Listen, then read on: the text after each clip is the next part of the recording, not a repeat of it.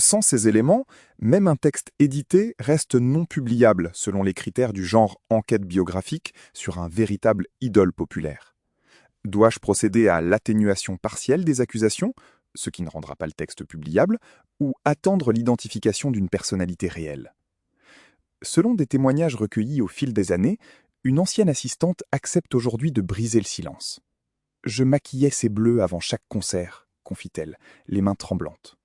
Elle serre une photo jaunie, où l'on voit un homme souriant, bronzé, invincible. Mais elle se souvient d'autre chose. Elle se souvient des matins où il arrivait avec des ecchymoses sous les yeux, des égratignures qu'aucun accident de moto ne pouvait expliquer. Elle se souvient du fond de teint épais qu'elle étalait sur sa peau, avant qu'il ne monte sur scène, devant des dizaines de milliers de fans hurlants. On me payait pour transformer un homme brisé en idole, dit-elle. Pendant des décennies, elle a gardé le secret. Aujourd'hui, certaines voix du cercle intime osent briser le silence. Ce qu'elle révèle détruit l'image parfaite du rocker éternel. Elle raconte les coulisses sombres, les mensonges, les manipulations. Et surtout, elle nomme ceux qui, selon elle, savaient tout et ont choisi de se taire pour que la machine à millions continue de tourner. Les fans ne voyaient que la lumière des projecteurs, les motos rutilantes, les vestes en cuir clouté, les foules en délire. Mais dans les loges, une toute autre réalité prenait forme. Une réalité faite de comprimés avalés en cachette, de disputes violentes avec les producteurs, de nuits blanches où l'angoisse remplaçait le sommeil. Cette ancienne assistante raconte comment, lors d'une tournée au milieu des années 90, elle a dû dissimuler une entaille profonde sur la tempe du chanteur. Il est arrivé à 6 heures du matin. Il sentait l'alcool et autre chose, quelque chose de chimique. La blessure saignait encore. Il m'a regardé droit dans les yeux et m'a dit « Arrange ça, personne ne doit savoir ». Elle a obéi, comme toujours, comme tout le monde autour de lui. Parce que désobéir signifiait perdre son emploi, être exclu du cercle magique, renoncer aux privilèges que procurait la proximité avec la star. D'après plusieurs témoins, un système bien rodé aurait existé. Un système où chacun avait son rôle. Le médecin personnel qui prescrivait sans poser de questions. Le chauffeur qui connaissait les adresses secrètes, celles qu'aucun journaliste ne devait découvrir. La comptable qui faisait disparaître des sommes colossales dans des lignes budgétaires opaques. Et surtout, le manager tout-puissant qui orchestrait tout cela avec la précision d'un chef d'orchestre. Nous étions une secte, confie un ancien technicien de scène. Une secte dont le dieu était un homme en train de s'autodétruire, et nous prions tous pour que le spectacle continue. Ces mots glacent le sang. Ils révèlent une vérité que des millions de fans refusent encore d'entendre. Leur idole n'était pas seulement un artiste génial et torturé, c'était aussi un prisonnier de son propre mythe, gardé en cage par ceux qui prétendaient le protéger. Pendant que les stades se remplissaient et que les disques de platine s'accumulaient, un drame silencieux se jouait dans l'ombre. Le rocker éternel vieillissait. Son corps commençait à céder sous les années d'excès. Mais personne n'avait le droit de le dire. Les contrats publicitaires, les tournées mondiales, les émissions de télévision, tout reposait sur l'illusion de l'invincibilité. Alors on maquillait, on retouchait, on mentait. Les photos officielles passaient par des mains expertes qui effaçaient les rides, redressaient la silhouette, ravivaient l'éclat du regard. Les interviews étaient préparées à l'avance, les questions gênantes filtrées, les réponses répétées jusqu'à sembler naturelles. Il jouait un rôle, explique l'ancienne assistante, le rôle de sa propre vie. Et parfois, je crois qu'il ne savait plus très bien où s'arrêtait le personnage et où commençait l'homme. La machine à argent ne pouvait pas s'arrêter.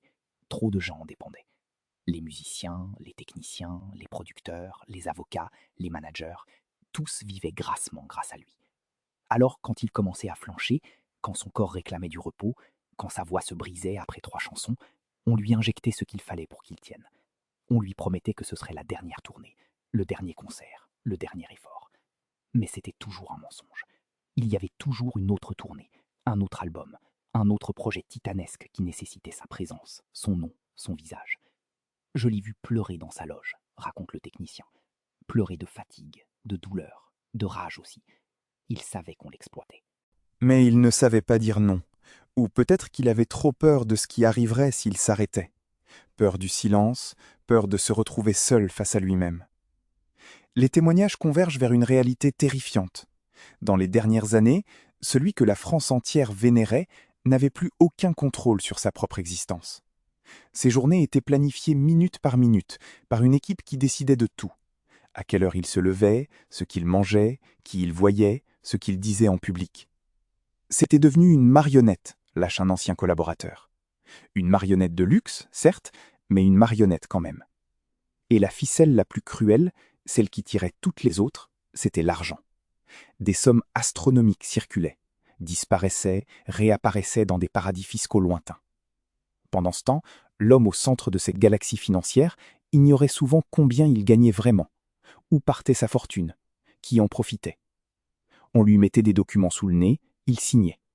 On lui parlait de placement, d'investissement, de stratégie fiscale, il acquiesçait, sans comprendre. Il faisait confiance. Une confiance qui allait lui coûter bien plus cher qu'il ne l'imaginait. Qui étaient ces gens qui prétendaient le protéger tout en le vidant de sa substance? Et pourquoi personne n'a jamais brisé le pacte du silence avant qu'il ne soit trop tard? Il avait un rituel immuable. Avant chaque concert, avant chaque apparition publique, il embrassait une petite médaille accrochée à une chaîne en argent. Cette médaille ne le quittait jamais. Ses proches le savaient. Les musiciens l'avaient vu 1000 fois porter la main à son cou, effleurer le métal, fermer les yeux quelques secondes, comme pour se connecter à une force invisible. C'était plus qu'un porte-bonheur, confie un guitariste qui l'a accompagné pendant 20 ans. C'était son bouclier contre le mauvais sort. Il était persuadé que sans elle, tout s'écroulerait. Cette superstition remontait à ses débuts, aux années 60, quand un vieil homme l'avait abordé après un concert minable dans un bar enfumé. Cet homme, dont personne n'a jamais connu le nom, lui avait tendu la médaille en murmurant une phrase étrange. « Tant que tu la portes, la gloire te sourira. Le jour où tu la perdras, tout s'arrêtera. » Le jeune chanteur avait ri, mais il avait gardé la médaille. Et au fil des décennies, alors que la prophétie semblait se réaliser, alors que le succès ne cessait de grandir, la médaille était devenue une obsession. Mais voilà le détail qui glace le sang. Le jour de son dernier concert, la médaille n'était plus autour de son cou. Plusieurs témoins l'ont remarqué. L'assistante maquilleuse, habituée à voir ce bijou scintiller sous les projecteurs, a été frappée par son absence. Je lui ai demandé où elle était. Il a eu un regard étrange, presque terrifié. Il a dit qu'il ne savait pas, qu'il l'avait peut-être oubliée à l'hôtel. Mais je l'ai connu pendant des années. Jamais il n'oubliait cette médaille. Jamais. Le concert a eu lieu malgré tout. Ce fut un triomphe apparent. La foule hurlait, les bras se levaient, les téléphones enregistraient chaque instant. Mais ceux qui étaient près de la scène ont vu quelque chose d'inhabituel. Une nervosité, une fragilité, comme si quelque chose en lui s'était brisé. Il a chanté comme un homme qui savait que c'était la fin, raconte le guitariste. Pas la fin de la tournée, la fin de tout. 3 jours plus tard, il se fondrait.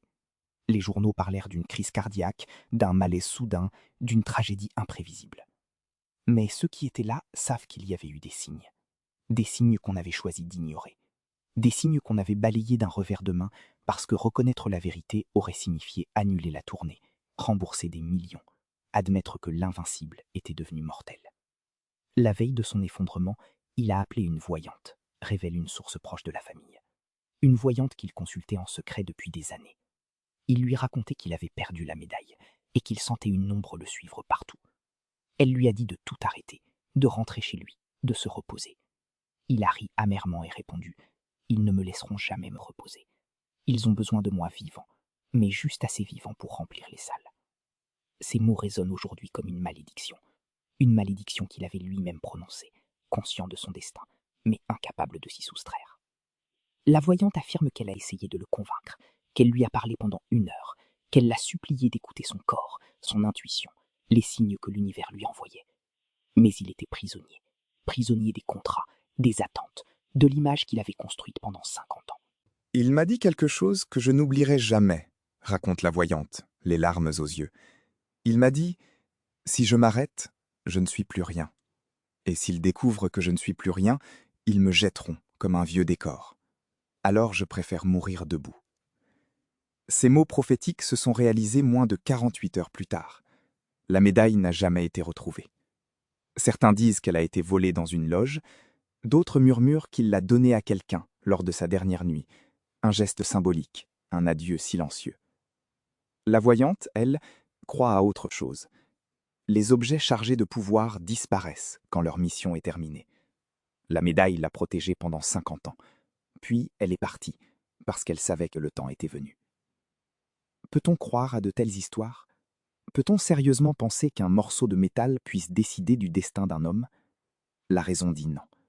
Mais ceux qui ont vécu ces événements, ceux qui ont vu la terreur dans ses yeux quand il a réalisé que la médaille avait disparu, eux ne peuvent s'empêcher de frissonner. Ils ont vu un géant devenir fragile en quelques heures. Ils ont vu la foi se transformer en panique. Et ils se demandent encore aujourd'hui, et si le vieil homme avait dit vrai? Et si tout avait vraiment tenu à ce talisman, oublié dans une chambre d'hôtel anonyme? Les superstitions des artistes sont souvent tournées en dérision. On en rit, on les trouve attendrissantes ou ridicules. Mais pour celui qui y croit, elles sont une question de vie ou de mort. Et quand la superstition rencontre la réalité, quand la prophétie s'accomplit, alors le rire s'éteint et le mystère s'installe. Ce mystère-là n'a jamais été élucidé. La médaille dort quelque part, peut-être dans un tiroir, peut-être vendue à un collectionneur qui ignore son histoire, peut-être perdue à jamais dans les méandres du temps. Mais son absence, ce jour-là, cette absence remarquée par tous, reste l'un des détails les plus troublants de cette histoire. Un détail que la version officielle a soigneusement évacué. Un détail qui pose une question terrifiante. A-t-on laissé mourir un homme parce qu'on ne croyait pas à ses peurs? Quelle force mystérieuse gouvernait vraiment sa vie? Et pourquoi ceux qui le connaissaient le mieux tremblent encore en parlant de cette médaille disparue? D'après certaines sources, seules 5 personnes connaissaient la vérité.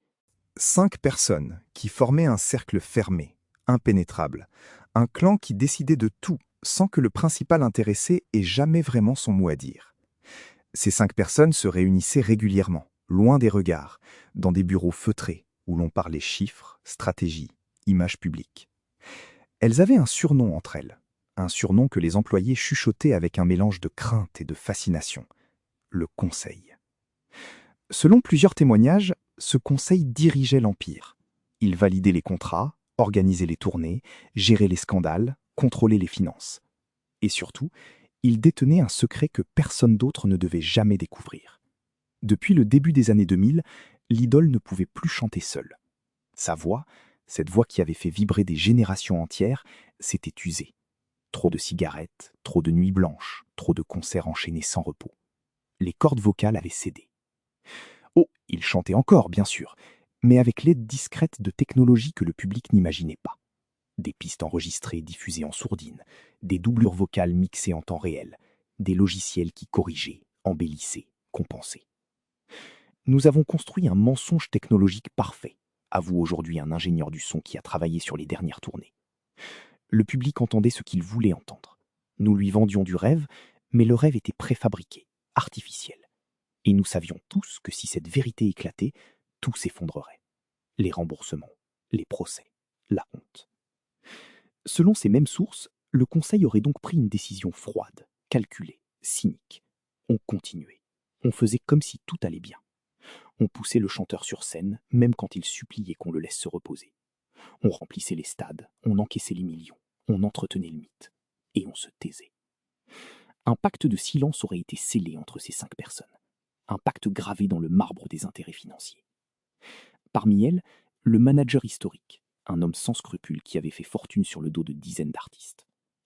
La dernière épouse, celle qui avait tout à gagner à ce que la machine continue de tourner. L'avocat fiscaliste, spécialiste des montages offshore et des paradis fiscaux. Le producteur des albums, qui enchaînait les disques d'or grâce à une recette bien rodée. Et enfin, le médecin personnel, celui qui signait les certificats de bonne santé alors même qu'il savait que son patient était à bout de force. Ces 5 personnes se retrouvaient parfois après les concerts, dans des salons privés d'hôtels de luxe. Ils buvaient du champagne en comptant les recettes de la soirée.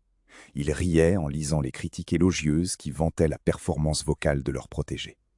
Et pendant ce temps, dans une chambre au-dessus, l'homme qui venait de faire semblant de chanter devant 20 000 personnes pleurait de honte et avalait des pilules pour oublier. J'ai assisté à une de ces réunions, confie un ancien assistant devenu lanceur d'alerte. Il parlait de lui comme d'un produit, pas d'un être humain, d'un produit. Il disait « on le fait tenir encore 2 ans, après on verra ». 2 ans, c'était leur horizon. Ils savaient qu'il ne tiendrait pas plus longtemps. Mais 2 ans, ça faisait encore 4 tournées, 6 albums live, des millions de bénéfices. Alors ils ont décidé de presser le citron jusqu'à la dernière goutte. Le pacte du silence reposait sur la peur. Chacun des 5 avait trop à perdre si la vérité éclatait. Le manager perdrait sa poule aux œufs d'or. L'épouse perdrait son train de vie somptueux. L'avocat perdrait son plus gros client. Le producteur perdrait sa réputation. Le médecin perdrait sa licence. Alors ils se protégeaient mutuellement. Si l'un vacillait, les autres le rappelaient à l'ordre. Si l'un menaçait de parler, on lui rappelait ce qu'il avait à perdre. Et si quelqu'un de l'extérieur commençait à poser trop de questions, on l'écartait. Licenciement brutal.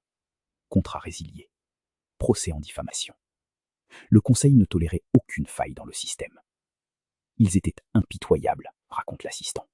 J'ai vu une journaliste se faire détruire professionnellement parce qu'elle avait osé écrire que la voix du chanteur semblait fatiguée lors d'un concert. Ils ont appelé son rédacteur en chef, menacé de retirer toutes les publicités, exigé des excuses publiques. Et ils les ont obtenues. Mais il y a eu un moment où le système a failli craquer. Un moment où l'un des 5 a voulu tout arrêter. C'était le médecin. Lors d'un examen de routine, il a découvert quelque chose d'alarmant. Une anomalie cardiaque. Un signal d'alarme que la médecine ne pouvait qu'ignorer. D'après certains récits, il aurait convoqué les autres membres du conseil et leur aurait dit la vérité. Si on continue à ce rythme, il mourra sur scène dans les 6 mois. La réaction aurait été glaciale. Le manager aurait regardé le médecin droit dans les yeux et aurait dit « 6 mois, ça nous laisse le temps de boucler la tournée américaine. Après, on avisera. » Le médecin a protesté. Il a parlé de serment d'Hippocrate, de responsabilité, d'humanité. Les autres ont ri. L'avocat lui a rappelé qu'il avait signé des dizaines de faux certificats médicaux au fil des années. « Tu es complice depuis le début, a-t-il dit. Alors tu continues ou tu tombes avec nous ?» Le médecin a baissé les yeux. Il a continué. Cette trahison collective, cette décision de sacrifier un homme pour préserver un empire, voilà le cœur noir de cette histoire. Voilà la vérité que personne ne voulait regarder en face. Le chanteur n'est pas mort d'une fatalité, d'un destin tragique écrit dans les étoiles. Selon ceux qui osent parler aujourd'hui, il est mort parce que 5 personnes ont choisi de l'envoyer à la mort plutôt que de renoncer à leur confort. Quand j'ai appris son décès, je n'ai pas été surpris, avoue l'assistant. J'ai juste eu envie de vomir. Parce que je savais. Nous savions tous. Et personne n'a rien fait. Nous étions tous coupables. Moi y compris. Aujourd'hui, d'après les informations disponibles, 3 des 5 membres du conseil seraient encore en vie. Ils vivraient dans le luxe, protégés par des fortunes bâties sur le mensonge. Aucun n'a jamais présenté d'excuses. Aucun n'a jamais reconnu sa part de responsabilité. Et quand on les interroge, ils répètent tous la même phrase. Nous avons fait ce qu'il fallait pour protéger sa légende. Protéger sa légende. Ces mots sonnent comme une insulte à sa mémoire. Car la légende, c'est justement ce qui l'a tué. La légende qui exigeait qu'il soit éternel, infatigable, surhumain. La légende qui ne lui permettait ni de vieillir, ni de faiblir, ni de dire stop. La légende construite par 5 personnes qui ont compris très tôt que la vérité ne rapportait rien, mais que le mensonge, lui, valait des millions. Ils l'ont assassiné, lâche l'assistant avant de raccrocher. Pas avec un couteau, pas avec un poison, mais avec leur silence, leur cupidité, leur mépris. Ils l'ont vidé de sa substance, puis ils l'ont jeté, quand il n'y avait plus rien à prendre. Et maintenant, ils dorment tranquilles, en comptant leur argent. Qui protège vraiment la mémoire des idoles? Ceux qui cachent leurs faiblesses pour préserver le mythe, ou ceux qui osent dire la vérité, même quand elle blesse? Les années 90 furent à la fois l'apogée et le début de la chute. Les salles n'avaient jamais été aussi pleines, les disques se vendaient par millions, les contrats publicitaires pleuvaient. Mais derrière cette façade dorée, quelque chose se fissurait.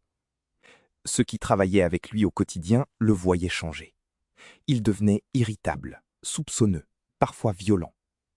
Il jetait des objets quand quelque chose ne lui plaisait pas, se souvient un régisseur. Une fois, il a balancé une chaise contre un mur parce qu'un technicien avait mal réglé le retour-son. Ce n'était plus le type sympa des débuts, c'était quelqu'un de rongé de l'intérieur. Cette transformation ne venait pas de nulle part. Elle était le fruit d'années de pression, d'épuisement, de mensonges accumulés. Il savait qu'il trichait. Il savait que sa voix était assistée, que son image était retouchée, que son succès reposait sur une illusion soigneusement entretenue. Et ce savoir le rongeait. Il tentait de noyer cette culpabilité dans l'alcool. Les bouteilles s'accumulaient dans les loges. Au début, c'était discret. Un verre avant le concert pour se détendre. Puis 2, puis une bouteille, puis plusieurs. À la fin, il montait sur scène complètement ivre, confie un musicien. On devait le soutenir pendant les premières chansons. Heureusement que les lumières étaient bien placées et que le public était loin. Mais nous, on voyait tout. On le voyait tenir à peine debout, oublier les paroles, s'accrocher au micro comme à une bouée de sauvetage. Le conseil fermait les yeux. Tant que les spectacles se vendaient, tant que l'argent rentrait, peu importait l'état dans lequel se trouvait le chanteur. On mettait ça sur le compte du tempérament d'artiste, de l'excentricité du génie. On racontait des anecdotes amusantes aux journalistes. On transformait la déchéance en folklore. Mais l'alcool ne suffisait plus. Il fallait quelque chose de plus fort pour tenir le rythme infernal imposé par le conseil. C'est là que les médicaments entrèrent en scène. Des stimulants pour rester éveillé pendant les longues journées de promotion. Des somnifères pour s'endormir après les concerts chargés d'adrénaline. Des anxiolytiques pour calmer les crises d'angoisse. Des antidouleurs pour supporter les maux de dos, les migraines, les articulations usées. Le médecin personnel distribuait tout cela avec une générosité suspecte. Il signait des ordonnances comme on distribue des bonbons, révèle une infirmière qui a travaillé brièvement dans l'entourage du chanteur. J'ai essayé de lui dire que c'était dangereux, qu'on ne pouvait pas mélanger tous ces produits, qu'il fallait surveiller les dosages. Il m'a répondu que ce n'était pas mon problème, et que si je n'étais pas contente, je pouvais partir. Je suis parti. La spirale s'accélérait. Plus il prenait de substances pour tenir, plus son corps s'affaiblissait. Plus son corps s'affaiblissait, plus il avait besoin de substances pour continuer. Un cercle vicieux dont personne ne voulait le sortir. Car le sortir, c'était admettre qu'il avait un problème. Et admettre qu'il avait un problème, c'était ternir l'image, inquiéter les sponsors, affoler les producteurs. Alors on faisait semblant. On parlait de fatigue passagère, de surmenage temporaire. On promettait des vacances qui ne venaient jamais. On repoussait le repos à plus tard, toujours plus tard, quand la tournée serait finie, quand l'album serait sorti, quand les obligations seraient remplies. Mais les obligations ne finissaient jamais. Il y avait toujours un nouveau projet, une nouvelle opportunité, un nouveau contrat déjà signé qu'on ne pouvait pas annuler. Je l'ai vu pleurer dans sa loge après un concert, raconte l'assistante maquilleuse. Il serrait une photo de lui jeune, au début de sa carrière. Il regardait ce visage plein d'espoir et il murmurait « Qu'est-ce qu'ils ont fait de toi? Qu'est-ce que j'ai fait de toi ?» Ces moments de lucidité étaient rares mais déchirants. Il comprenait qu'il avait vendu son âme, qu'il s'était laissé transformer en machine à cash, qu'il avait perdu le contrôle de sa propre existence. Mais cette compréhension ne durait jamais longtemps. Quelques minutes plus tard, quelqu'un frappait à la porte, lui rappelait qu'il avait une interview, une séance photo, un dîner avec des investisseurs. Et il remettait le masque. Il souriait. Il jouait le rôle. Parce que c'était tout ce qui lui restait. Les relations personnelles devenaient impossibles. Comment faire confiance à quelqu'un quand tout le monde autour de vous ment? Comment distinguer l'amour sincère de l'intérêt financier? Comment savoir si les gens vous apprécient pour ce que vous êtes ou pour ce que vous représentez? Ces questions le hantaient. Il soupçonnait tout le monde, y compris ceux qui l'aimaient vraiment. Il m'a un jour accusé de vouloir le voler, raconte une ancienne compagne. J'étais avec lui depuis 3 ans. Je ne lui avais jamais rien demandé. Mais il était devenu paranoïaque. Il voyait des complots partout. Il me fouillait les poches, vérifiait mes appels téléphoniques, engageait des détectives privés pour me surveiller. C'était devenu invivable. Je suis parti. Et après, j'ai appris qu'il avait fait la même chose avec toutes les femmes qui ont partagé sa vie. Cette solitude au milieu de la foule, c'est peut-être la tragédie la plus profonde. Être entouré en permanence et pourtant terriblement seul. Ne jamais pouvoir baisser la garde. Ne jamais pouvoir montrer sa vulnérabilité. Ne jamais pouvoir dire « j'ai peur, je suis fatigué, je veux arrêter ». Parce que dire cela, c'était montrer une faiblesse. Et montrer une faiblesse, c'était donner une prise à ceux qui attendaient le moindre signe de défaillance pour prendre le pouvoir, pour le remplacer, pour le jeter. Il vivait dans une cage dorée, résume le guitariste.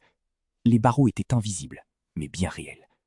Et nous tous, musiciens, techniciens, collaborateurs, nous étions les gardiens de cette cage. Nous ne voulions pas qu'il sorte, parce que s'il sortait, notre gagne-pain disparaissait. Alors, nous le gardions enfermé, en lui faisant croire qu'il était libre. Les derniers mois furent un cauchemar éveillé. Son corps refusait de suivre. Les douleurs étaient constantes, insupportables. Certains matins, il ne pouvait plus se lever sans aide. Ses mains tremblaient en permanence. Il avait perdu 15 kilos en 3 mois. Les photos officielles montraient un homme encore vigoureux, grâce au miracle de la retouche numérique. Mais la réalité était bien différente. Il ressemblait à un fantôme, confie une maquilleuse qu'il a vue pendant sa dernière tournée. La peau grise, les yeux enfoncés, le corps décharné. Je mettais 1 heure à le rendre présentable. 1 heure à reconstruire un visage qui n'existait plus. Le conseil savait tout cela. Impossible de l'ignorer. Mais il continuait. Il le poussait sur scène comme on pousse un gladiateur dans l'arène, sachant qu'il ne survivrait pas longtemps, mais espérant qu'il tiendrait encore quelques combats. Les concerts devenaient de plus en plus courts. Au lieu de 2 heures, il en faisait 1, puis 45 minutes, puis 30. On expliquait au public que c'était un nouveau concept artistique, une performance condensée, plus intense. En réalité, c'était tout ce que son corps pouvait supporter. Même avec les pistes préenregistrées, même avec l'assistance technologique, même avec les cocktails de médicaments que le médecin lui administrait avant chaque show, il n'arrivait plus à tenir. Il s'évanouissait régulièrement en coulisses, révèle un Roddy. On le rangeait dans sa loge, on le réanimait avec des sels et de l'eau froide, on lui injectait Dieu sait quoi pour le remettre sur pied. Puis on le renvoyait saluer le public, comme si de rien n'était. C'était une torture. Et pourtant, le conseil planifiait déjà la prochaine tournée. Une tournée mondiale. 50 dates réparties sur 6 mois. Des stades gigantesques, des millions de billets vendus, des centaines de millions de revenus anticipés. Les contrats étaient signés, les dépôts versés, les sponsors engagés. Impossible de faire marche arrière sans perdre des sommes astronomiques. Quand le médecin a vu le planning, il est devenu blanc, raconte l'assistant. Il a dit que c'était impossible, que le chanteur ne survivrait pas au premier mois. Le manager a haussé les épaules et a répondu « On verra bien. On a des assurances. » Des assurances. Voilà où ils en étaient. Ils parlaient de leur protéger comme d'un investissement qu'on assure contre les risques, pas comme d'un être humain qu'on protège de la mort. La nuit du 23 juillet fut la dernière nuit normale. Enfin, normale selon les standards tordus de cette existence. Il avait donné un concert à guichet fermé. 15 000 personnes debout, hurlant son nom, brandissant leur téléphone comme des bougies modernes. Il avait tenu 28 minutes sur scène. 28 minutes pendant lesquelles il avait puisé dans des réserves qu'il ne possédait plus. 28 minutes de pure volonté, de refus absolu d'admettre la défaite. Puis il s'était effondré dans sa loge. Pas un évanouissement dramatique, non. Juste un homme qui s'assoit et ne peut plus se relever. Ses jambes ne répondaient plus, raconte l'assistante maquilleuse. Il me regardait avec des yeux suppliants, comme pour dire « Aide-moi ». Mais comment l'aider? Je n'étais qu'une employée. Je n'avais aucun pouvoir. Le médecin est arrivé. Il a pris les constantes. La tension était catastrophique, le rythme cardiaque erratique, la saturation en oxygène dangereusement basse. Il a dit qu'il fallait l'emmener à l'hôpital immédiatement. Mais le manager a refusé. Pas d'hôpital. Pas de scandale. Tu le stabilises ici, on annule les 2 prochains concerts et il reprend après-demain. Le médecin a protesté. Il a crié. Il a dit que c'était de la folie, que c'était un meurtre. Le manager l'a regardé froidement et lui a rappelé combien il gagnait pour se taire. Le médecin a baissé les yeux. Encore une fois. Il a sorti sa trousse. Il a injecté des produits. Il a fait ce qu'on lui ordonnait de faire. Et il a quitté la loge en pleurant. Le chanteur est resté seul cette nuit-là. Ses collaborateurs l'ont laissé dans sa chambre d'hôtel, trop fatigué ou trop lâche pour rester à ses côtés. Il a appelé quelques personnes. Sa fille, qui n'a pas décroché. Son ex-femme, qui a raccroché en l'entendant respirer difficilement. Un vieil ami d'enfance, qui a écouté pendant 10 minutes, puis a trouvé une excuse pour partir. Personne ne voulait entendre la vérité. Personne ne voulait savoir que l'idole était en train de mourir. Alors il a raccroché. Il a regardé par la fenêtre de sa suite luxueuse. 42e étage. Vue sur la ville illuminée. Des milliers de lumières qui scintillaient dans la nuit. Des milliers de vies qui continuaient, indifférentes à son agonie. Selon certaines rumeurs, il aurait écrit une lettre cette nuit-là. Une lettre qu'on n'a jamais retrouvée, ou qu'on a fait disparaître. Dans cette lettre, il aurait tout dit. Les mensonges, les trahisons, les manipulations, les noms de ceux qu'il avait exploités, les preuves de la fraude vocale, les montants détournés. Tout. Certains affirment que cette lettre existe quelque part, cachée dans un coffre-fort, attendant le bon moment pour exploser et faire éclater la vérité. D'autres pensent que c'est une légende urbaine, un mythe créé par des fans qui refusent d'accepter que leur idole soit partie sans se battre. Mais l'assistante maquilleuse, elle, est formelle. Je l'ai vu écrire, pendant des heures. Il pleurait en écrivant. Il raturait, recommençait, griffonnait rageusement. Puis il a plié les feuilles, les a glissées dans une enveloppe et les a données à quelqu'un. Je ne sais pas qui, mais j'ai vu. Le lendemain matin, 24 juillet, il ne s'est pas réveillé. Ou plutôt, il s'est réveillé, mais n'a pas pu se lever. Son corps avait capitulé. Il est resté allongé, regardant le plafond, incapable de bouger. C'est une femme de ménage qui l'a trouvé vers midi. Elle a cru qu'il dormait. Puis, elle a vu ses yeux ouverts, fixes. Elle a appelé la réception. La réception a appelé le manager. Le manager a appelé le médecin. Et pendant 1 heure, avant d'appeler les secours, ils ont discuté. Ils ont discuté de communication de crise, d'impact médiatique, de gestion des stocks d'albums, d'annulation de tournées. Ils ont parlé business, pendant qu'un homme agonisait à quelques mètres d'eux. Quand les ambulanciers sont arrivés, il était trop tard, confie un employé de l'hôtel qui a tout vu. Peut-être que s'ils avaient appelé plus tôt, mais ils ont attendu. Ils ont calculé. Même dans la mort, ils l'ont exploité. La version officielle parle d'une mort naturelle. Arrêt cardiaque foudroyant, imprévisible, tragique, mais sans responsable. Les fans ont pleuré. Les médias ont enchaîné les hommages. Les disques se sont vendus par millions. Le manager a organisé des funérailles nationales, retransmises en direct, avec des discours émouvants sur la perte d'un génie. L'épouse a hérité de la fortune. L'avocat a géré la succession. Le producteur a sorti des albums posthumes, compilations de chutes, de prises alternatives, de démos inachevées. Le médecin a signé le certificat de décès et a empoché un chèque généreux pour service rendu. Le conseil a survécu. Il s'est même enrichi grâce à la mort de celui qu'il était censé protéger. Mais ceux qui savent, ceux qui étaient là, ceux qui ont vu l'envers du décor, eux portent un fardeau insupportable. Je ne dors plus, avoue l'assistante maquilleuse. Chaque nuit, je le revois. Je revois ces bleus que je cachais. Je revois ses yeux suppliants. Je revois ma lâcheté. Parce que j'aurais pu parler. J'aurais pu alerter quelqu'un. J'aurais pu refuser de participer à cette mascarade. Mais je ne l'ai pas fait. J'ai pris mon salaire et j'ai fermé ma gueule. Comme tout le monde. Le technicien de scène a quitté l'industrie musicale. Il ne supporte plus d'aller à des concerts. Chaque fois que je vois un artiste sur scène, je me demande ce qui se passe en coulisses. Je me demande qui il maquille, qui il exploite, qui il pousse vers la tombe. Et je ne peux plus applaudir. 15 ans ont passé. La légende a grandi. Les nouvelles générations découvrent sa musique, ignorent tout du prix qu'il a payé. Les documentaires officiels montrent un parcours glorieux, une carrière éblouissante, une fin tragique mais belle. Personne ne parle du conseil. Personne ne mentionne les pistes vocales préenregistrées. Personne ne révèle l'enfer des derniers mois. Le mythe a effacé l'homme. Et c'est exactement ce que voulait le conseil. Parce qu'un mythe rapporte plus qu'un homme. Un mythe ne réclame pas de repos. Un mythe ne tombe pas malade. Un mythe ne meurt jamais vraiment. Il se transforme juste en source de revenus éternels. Mais les témoins vieillissent. Certains sont morts en emportant leurs secrets. D'autres commencent à parler, poussés par la culpabilité, par le besoin de vérité, par l'espoir d'un pardon qu'ils ne s'accordent pas eux-mêmes. Leurs témoignages fragmentaires dessinent peu à peu la réalité cachée. Une réalité que l'industrie du divertissement refuse toujours de regarder en face. Parce que reconnaître ce qui lui est arrivé, c'est reconnaître que le système est brisé, que derrière chaque idole se cache peut-être un prisonnier, que le prix de la gloire n'est pas toujours payé volontairement, et que certains meurent pour que d'autres s'enrichissent. La médaille n'a jamais été retrouvée. La lettre reste introuvable. Le conseil nie tout. Les avocats menacent. Les fans défendent aveuglément leur idole posthume. Et pendant ce temps, dans les coulisses d'autres scènes, d'autres artistes vivent peut-être le même cauchemar. D'autres assistantes maquillent peut-être d'autres bleus. D'autres médecins signent peut-être d'autres ordonnances mortelles. D'autres conseils comptent peut-être d'autres millions, en pariant sur la résistance d'un corps qui refuse de céder. L'histoire ne finit pas avec sa mort. Elle continue. Elle se répète, encore et encore. Parce que personne n'a appris la leçon. Parce que le spectacle doit continuer. Toujours. Peu importe le prix. Peu importe qui paie. L'important, c'est que les projecteurs restent allumés et que l'argent continue de couler. Le reste n'est que dommage collatéral dans une industrie qui dévore ses enfants et appelle ça du succès. Mais il y avait un endroit dont personne ne parlait jamais. Un endroit où le masque tombait complètement.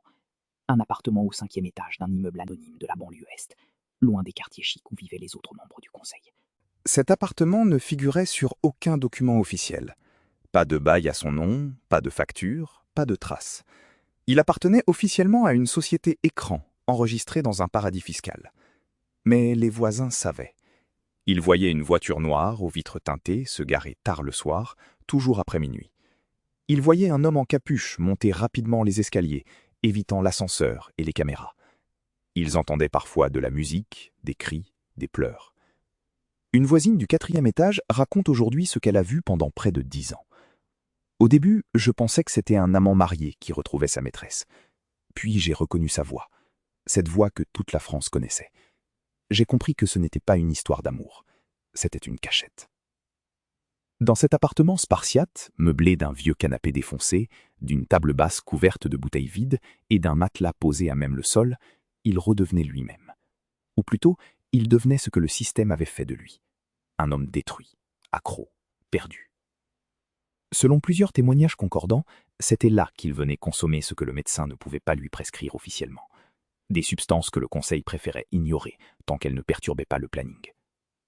J'ai trouvé des seringues dans la poubelle de l'immeuble, confie le gardien. Des dizaines de seringues. Je ne suis pas médecin, mais je sais ce que ça veut dire. J'ai voulu appeler la police, mais mon patron m'a ordonné de me taire. Il m'a dit que cet appartement payait 6 mois de loyer d'avance, en liquide, et que ce n'était pas mon problème. L'appartement servait aussi à autre chose, à rencontrer des gens que sa position officielle ne lui permettait pas de fréquenter. Des dealers, bien sûr, mais aussi d'anciens amis d'enfance devenus délinquants, des femmes et des hommes ramassés dans des bars louches, des individus troubles qui gravitaient autour de lui comme des vautours autour d'une carcasse. Il cherchait de l'authenticité, analyse un psychologue qui a étudié son cas après sa disparition. Toute sa vie publique était fausse, contrôlée, aseptisée. Alors dans cet appartement, il cherchait le contraire, le chaos, le danger, la vérité brute, même si cette vérité était destructrice. Une ancienne prostituée, aujourd'hui sortie du milieu, accepte de témoigner, à condition de rester anonyme. Je l'ai vue là-bas une dizaine de fois. Il ne voulait pas de sexe. Il voulait parler. Il payait des fortunes juste pour avoir quelqu'un qui l'écoute sans le juger. Il racontait sa vie, ses regrets, sa solitude. Il pleurait souvent. Puis il prenait des cachets, s'allongeait sur le matelas crasseux et fixait le plafond pendant des heures. Selon plusieurs témoignages, le conseil aurait connu l'existence de cet appartement. Il aurait été impossible qu'il l'ignore. Trop d'argent liquide sortait des caisses pour le financer. Trop de disparitions inexpliquées dans son agenda. Mais ils avaient décidé collectivement de regarder ailleurs. C'était sa soupape de sécurité, explique l'ancien assistant devenu lanceur d'alerte. Il se disait que s'il pouvait se défouler là-bas, il tiendrait mieux le reste du temps. C'était cynique, mais calculé. Il préférait qu'il s'autodétruise dans un endroit discret plutôt que de craquer publiquement. Cette tolérance avait des limites, bien sûr. Quand les voisins se plaignaient du bruit, un homme du conseil venait leur glisser une enveloppe. Quand le gardien menaçait de parler, on doublait son salaire. Quand une ambulance devait être appelée parce qu'il avait fait une overdose, on envoyait un médecin privé à la place des urgences publiques. L'appartement racontait une double vie que personne ne voulait voir. Le jour, il était l'idole nationale, souriant, bronzé, invincible. La nuit, il était un fantôme errant dans 3 pièces sordides, cherchant désespérément quelque chose qui ressemblerait à une vie normale. J'y suis entré une fois après sa disparition, raconte le gardien. L'odeur était insoutenable. Mélange de tabac froid, d'alcool, de crasse. Sur les murs, il avait écrit des phrases au marqueur noir. Des phrases sans queue ni tête. Je ne suis personne. Ils m'ont volé. Laissez-moi partir. Qui suis-je vraiment? C'était glaçant. On aurait dit la cellule d'un prisonnier qui perd la raison. Ces inscriptions murales n'ont jamais été photographiées officiellement. L'appartement a été vidé, nettoyé, effacé de l'histoire. Comme si cet endroit n'avait jamais existé. Comme si cette partie de sa vie pouvait être simplement supprimée du récit officiel. Mais ceux qui l'ont vu là-bas, ceux qui ont franchi le seuil de cet enfer privé, ne peuvent pas oublier. C'étaient 2 personnes différentes, dit la prostituée. Celui de la télévision et celui de l'appartement. Le premier était une illusion parfaite. Le second était un homme en train de mourir, et il le savait. Il me disait souvent « Quand je ne reviendrai plus ici, c'est que ce sera fini. Surveille les journaux. Un jour, tu liras que je suis mort, et tu sauras que c'est parce que je n'avais plus la force de venir me cacher ici. » Ces mots se sont révélés prophétiques. Les dernières semaines de sa vie, il n'est plus venu à l'appartement. Le gardien a remarqué l'absence de la voiture noire. Les voisins n'ont plus entendu de bruit. J'ai su que quelque chose de grave allait arriver, confie la voisine du 4e. Cet appartement était son dernier refuge. Quand il a cessé d'y venir, c'était le signe qu'il avait renoncé. Aujourd'hui, l'appartement est occupé par une jeune famille qui ignore tout de son histoire. Ils dorment dans la chambre où il écrivait ses messages désespérés sur les murs désormais repeints. Il prépare le dîner dans la cuisine où il avalait des cocktails de médicaments. Il regarde la télévision dans le salon où il s'effondrait, vidé de toute énergie, contemplant le néant. Le propriétaire n'a jamais révélé l'identité de l'ancien locataire fantôme. Ce serait mauvais pour la valeur du bien, explique-t-il cyniquement. Les gens n'aiment pas savoir qu'une star s'est détruite dans leur appartement. Ça fait peur. Alors le secret reste enterré sous des couches de peinture fraîche et de nouveaux meubles. Mais les murs se souviennent. Et ceux qui savaient continuent de porter ce poids. Pourquoi le conseil a laissé exister ce lieu de perdition, au lieu de l'aider vraiment? Et combien d'autres secrets sordides ont été achetés, nettoyés et effacés pour protéger non pas l'homme, mais la machine à profit? La question de l'argent hante tous ceux qui s'intéressent à cette histoire. Pendant 50 ans de carrière, il a généré des sommes colossales. Des centaines de millions en droits d'auteur, en concerts, en produits dérivés, en contrats publicitaires. Les estimations les plus conservatrices parlent de plus de 300 millions au total. Certains experts montent jusqu'à 500 millions. Des chiffres vertigineux qui représentent des dizaines de milliers d'années de salaire moyen. Avec une telle fortune accumulée, on s'attendrait à ce que ses héritiers nagent dans l'opulence. Or, la réalité est tout autre. Quand les notaires ont ouvert le dossier de succession, ils ont découvert un gouffre financier. Les comptes bancaires personnels contenaient à peine de quoi payer 6 mois de loyer d'un appartement modeste. Les investissements immobiliers avaient été revendus ou hypothéqués. Les parts dans diverses sociétés avaient mystérieusement disparu. C'était incompréhensible, confie un avocat qui a travaillé sur la succession. Nous avions les preuves qu'il avait gagné des fortunes, mais quand nous cherchions l'argent, il n'y avait rien, ou presque rien. La veuve a immédiatement crié au scandale. Elle a accusé les membres du conseil d'avoir détourné la fortune. Elle a menacé de porter plainte, d'alerter les médias, de révéler tous les secrets. Mais étrangement, quelques semaines plus tard, elle se tue. Totalement. Elle a retiré ses accusations, signé les documents de succession et disparu de la vie publique. Certains disent qu'elle a été achetée. D'autres murmurent qu'elle a été menacée. Un ancien employé de la maison de disques raconte une scène troublante. Je les ai vus se réunir dans une salle de conférence. La veuve d'un côté, le manager et l'avocat de l'autre. Elle est entrée furieuse, hurlant qu'elle allait tout révéler. Elle est ressortie 2 heures plus tard, silencieuse, un chèque à la main. Je ne sais pas de quel montant, mais assez pour la faire taire à vie. Cette version est démentie officiellement. La veuve refuse toute interview, vit recluse dans une villa en Espagne et communique uniquement par avocat interposé. Les enfants, eux, n'ont presque rien reçu. La fille aînée, issue d'un premier mariage, s'est vue attribuer une maigre pension alimentaire rétroactive et quelques objets personnels sans valeur. Le fils cadet, né d'une liaison extra-conjugale et reconnu tardivement, a été purement et simplement exclu de la succession. Mon père valait des centaines de millions et moi je vis dans un 2 pièces, déclare-t-il amèrement lors d'une rare interview. On me dit que tout a été dépensé, investi, perdu. Mais je ne suis pas idiot. L'argent n'a pas disparu. Il a juste été transféré ailleurs, dans d'autres poches, sur d'autres comptes. Et ceux qui savent où ne parlent pas. Il a tenté d'attaquer la succession en justice. Son avocat a abandonné le dossier au bout de 3 mois, invoquant des menaces anonymes. Un autre avocat a pris le relais, puis a lui aussi jeté l'éponge. C'est un mur, résume le fils. Chaque fois que je creuse, je tombe sur un mur. Des sociétés offshore qui n'existent plus. Des comptes fermés, des documents introuvables, comme si on avait méthodiquement effacé toutes les traces. La piste la plus sérieuse mène aux paradis fiscaux. Selon des documents obtenus par des journalistes d'investigation, au moins 12 sociétés écrans auraient été créées à son nom entre 1995 et 2010. Ces sociétés, enregistrées aux îles Caïmans, au Panama, au Luxembourg, servaient officiellement à optimiser la fiscalité. Une pratique légale, tant qu'elle reste dans certaines limites. Mais les montants impliqués dépassent l'entendement.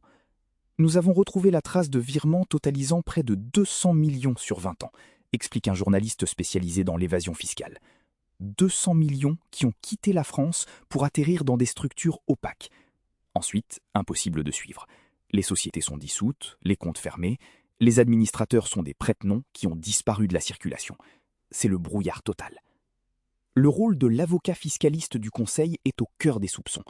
Cet homme, spécialiste des montages complexes, a bâti sa fortune en aidant les riches à cacher leur argent. Il nie farouchement toute malversation. « J'ai agi dans le strict cadre de la loi », répète-t-il à chaque fois qu'on l'interroge. « Mon client souhaitait protéger son patrimoine, je lui ai proposé des solutions légales.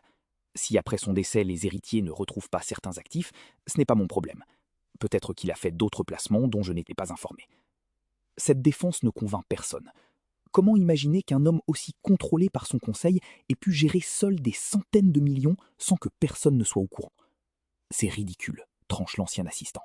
Il ne gérait rien du tout. Il signait ce qu'on lui mettait sous le nez.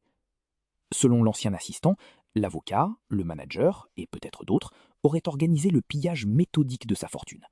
Et quand il est décédé, ils ont fait disparaître les preuves.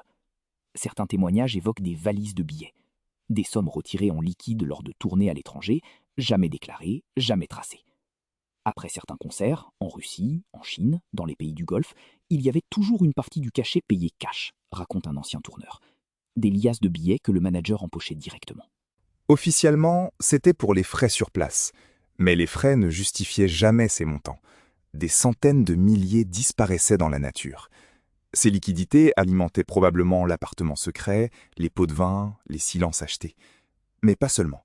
Je suis convaincu qu'une partie a été purement et simplement volée, affirme le tourneur. Stockée dans des coffres privés, investie dans des biens immobiliers sous d'autres noms. Le chanteur ne vérifiait jamais rien. Il faisait confiance. Et cette confiance a coûté sa fortune à ses enfants. Il y a aussi l'hypothèse de dettes cachées. Des dettes contractées à son insu pour financer des projets ruineux dont il ne voyait jamais la couleur. On lui faisait signer des avals bancaires pour des productions de films, des investissements immobiliers, des start-up technologiques, révèle un banquier qui a travaillé avec le conseil. Il cautionnait personnellement des emprunts de plusieurs millions. Quand les projets échouaient, et ils échouaient souvent, c'était lui qui payait. Mais l'argent ne revenait jamais vers lui. Il partait dans des trous noirs financiers. Ces dettes ont peut-être grignoté la fortune au fil des années, jusqu'à ne laisser que des miettes. Le pire, c'est qu'il ne comprenait même pas ce qu'il signait, ajoute le banquier. Je me souviens d'un rendez-vous où je devais lui expliquer un montage financier complexe. Il m'a regardé, avec des yeux vides, et a dit « Dis-moi juste où signer ». Je lui ai montré. Il a signé. 3 millions venaient de s'évaporer. Le manager, selon des témoins proches du dossier, vivrait aujourd'hui dans un château en Provence. 4 hectares de terrain, piscine à débordement, cave à vin de collection. La valeur estimée dépasse les 10 millions. Quand on lui demande comment il a financé cette acquisition, il répond qu'il a fait de bons investissements. « J'ai gagné ma vie honnêtement, dit-il. J'ai géré plusieurs artistes, j'ai pris ma commission, c'est tout. » Mais les dates interpellent.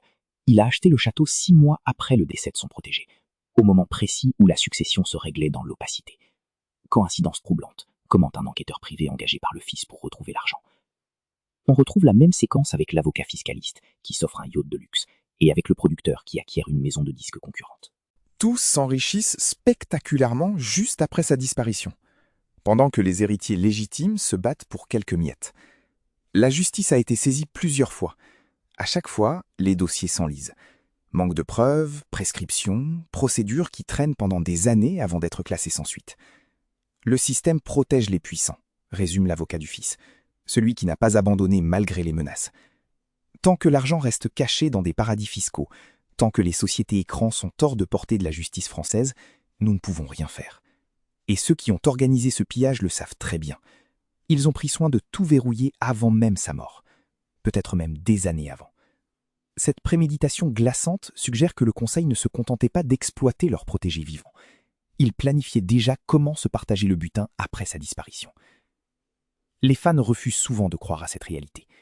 Ils préfèrent penser que leur idole a tout dépensé dans une vie de luxe, qu'il a profité de son argent, qu'il est mort heureux et riche. Accepter la vérité serait trop douloureux. Accepter qu'il a été dépouillé, trahi, volé par ceux qu'il considérait comme sa famille professionnelle, c'est détruire l'image. Alors beaucoup choisissent le déni. Je reçois des messages haineux quand je parle publiquement de cette affaire, témoigne le fils spolié. Les fans m'accusent de salir la mémoire de mon père. Ils ne comprennent pas que je cherche juste la vérité. Et surtout, la justice. Mais la justice semble hors de portée. L'argent a disparu dans des labyrinthes financiers conçus précisément pour être impénétrables. Et ceux qui pourraient parler ont été achetés ou effrayés au silence. Reste une question lancinante qui empêche les héritiers de dormir. Où sont les 300 millions? Et qui aujourd'hui vit grassement grâce à l'argent d'un homme qui est décédé presque sans rien? Mais revenons quelques années en arrière, au moment où les signes avant-coureurs auraient dû alerter tout le monde. Le médecin personnel n'était pas le seul à connaître la vérité sur son état de santé. Il y avait aussi les spécialistes consultés en cachette, loin des regards du Conseil. Des cardiologues, des neurologues, des psychiatres qui ont tous tiré la même sonnette d'alarme. Leur diagnostic concordait. Cet homme était en train de s'éteindre. Pas dans 10 ans, pas dans 5 ans, maintenant, tout de suite. J'ai examiné ces résultats d'analyse sanguine lors d'une consultation au début des années 2010, raconte un cardiologue aujourd'hui à la retraite. Les marqueurs cardiaques étaient catastrophiques. Le foie était détruit. Les reins fonctionnaient à 30% de leur capacité. J'ai dit clairement, cet homme a besoin d'une hospitalisation immédiate et d'un arrêt total d'activité pendant au moins 1 an. Sinon, je lui donnais 2 ans, maximum. Le rapport médical a été transmis au médecin personnel, qui l'a transmis au conseil, qui a décidé de l'ignorer. Ils m'ont convoqué, poursuit le cardiologue. Ils m'ont demandé si je pouvais me tromper dans mon diagnostic. J'ai répondu que c'était impossible, que les chiffres ne mentaient pas. Alors, ils m'ont proposé de l'argent, beaucoup d'argent, pour que je révise mon rapport, pour que j'écrive que ce n'était pas si grave, que quelques semaines de repos suffiraient. Le cardiologue a refusé. Il a été immédiatement écarté. Le chanteur n'est jamais revenu le consulter. Ils ont trouvé un autre médecin, plus conciliant, qui a écrit ce qu'il voulait lire. Et la machine a continué. Ce cardiologue porte encore aujourd'hui la culpabilité de ne pas avoir fait plus. J'aurais dû alerter la presse. J'aurais dû violer le secret médical pour le sauver. Mais j'ai eu peur. Peur des poursuites. Peur de perdre ma licence. Alors je me suis tu. Et il est mort. Il y a eu d'autres tentatives d'alerte. Un neurologue a détecté des signes précoces de démence, probablement liés à des années de consommation de substances toxiques et d'alcool. Ses capacités cognitives étaient en déclin, explique ce spécialiste qui a accepté de témoigner sous couvert d'anonymat. Il oubliait des choses simples. Il avait des absences. Il mélangeait les époques, confondait les gens. Lors de notre consultation, il m'a appelé par le nom de son père décédé 30 ans plus tôt. C'était très inquiétant. Le neurologue a prescrit des examens complémentaires, notamment une IRM cérébrale. Les résultats ont montré une atrophie précoce, compatible avec une démence d'origine toxique. J'ai écrit noir sur blanc. Arrêt immédiat de toute substance nocive. Suivi psychiatrique intensif. Repos complet. Là encore, le rapport a été enterré. Le médecin personnel m'a appelé et m'a expliqué que mon diagnostic était exagéré, que ce n'était qu'une fatigue passagère. J'ai insisté. Il a raccroché. Je n'ai plus jamais eu de nouvelles. Le psychiatre consulté en urgence après une crise de panique sévère durant une tournée a dressé un tableau encore plus sombre. Il était en dépression majeure, avec des tendances autodestructrices marquées, révèle ce praticien. Il parlait constamment de vouloir que tout s'arrête. Pas forcément de mourir, mais de disparaître, de devenir invisible, de ne plus être cette personne qu'on attendait qu'il soit. Le psychiatre a proposé une hospitalisation en clinique spécialisée, un sevrage progressif, une thérapie intensive. La réponse du conseil a été brutale. Ils m'ont dit que c'était hors de question, qu'une hospitalisation psychiatrique serait catastrophique pour l'image, que les médias se déchaîneraient, que les sponsors se retireraient. Ils m'ont proposé un compromis. Je lui prescrirais des antidépresseurs qu'il prendrait discrètement et on n'en parlerait plus. Le psychiatre a refusé ce marchandage. Je leur ai dit qu'on ne soigne pas une dépression sévère avec juste des pilules prises en cachette. Il avait besoin d'un vrai accompagnement. Ils ont souri et m'ont remercié de ma visite. Je n'ai jamais été rappelé. Tous ces spécialistes, contactés séparément au fil des années, ont abouti aux mêmes conclusions. Et toutes ces conclusions ont été systématiquement ignorées par le conseil. Pourquoi ? Parce que suivre les recommandations médicales signifiait arrêter la machine, annuler des tournées déjà vendues, rembourser des millions de billets, rompre des contrats juteux, admettre publiquement que l'idole était humaine, fragile, malade. C'était impensable pour eux, analyse un expert en gestion d'artistes. Leur modèle économique reposait sur l'illusion d'invincibilité. Un chanteur malade ne remplit pas les stades. Un chanteur en dépression ne vend pas de disques. Alors ils ont choisi de cacher la vérité et de presser le citron jusqu'au bout, quitte à le tuer. Le médecin personnel, lui, était au cœur de ce mensonge. C'était lui qui faisait le lien entre les vrais spécialistes et le conseil. C'était lui qui filtrait les informations, qui édulcorait les rapports, qui transformait les diagnostics alarmants en rapports rassurants. Il trahissait son serment à chaque instant, accuse le cardiologue. Il savait que son patient allait mourir. Il avait tous les éléments. Mais au lieu de le protéger, il protégeait les intérêts financiers de ceux qui le payaient. Ce médecin, toujours en exercice aujourd'hui, refuse catégoriquement de répondre aux questions. Ses avocats menacent de poursuite quiconque l'accuse de négligence. Il se cache derrière le secret médical, fulmine le fils spolié. Mais le secret médical ne protège pas les criminels. Et pour moi, cet homme est un criminel. Il a laissé mourir mon père en toute connaissance de cause. Les dossiers médicaux officiels, ceux qui ont été remis à la famille après le décès, racontent une toute autre histoire.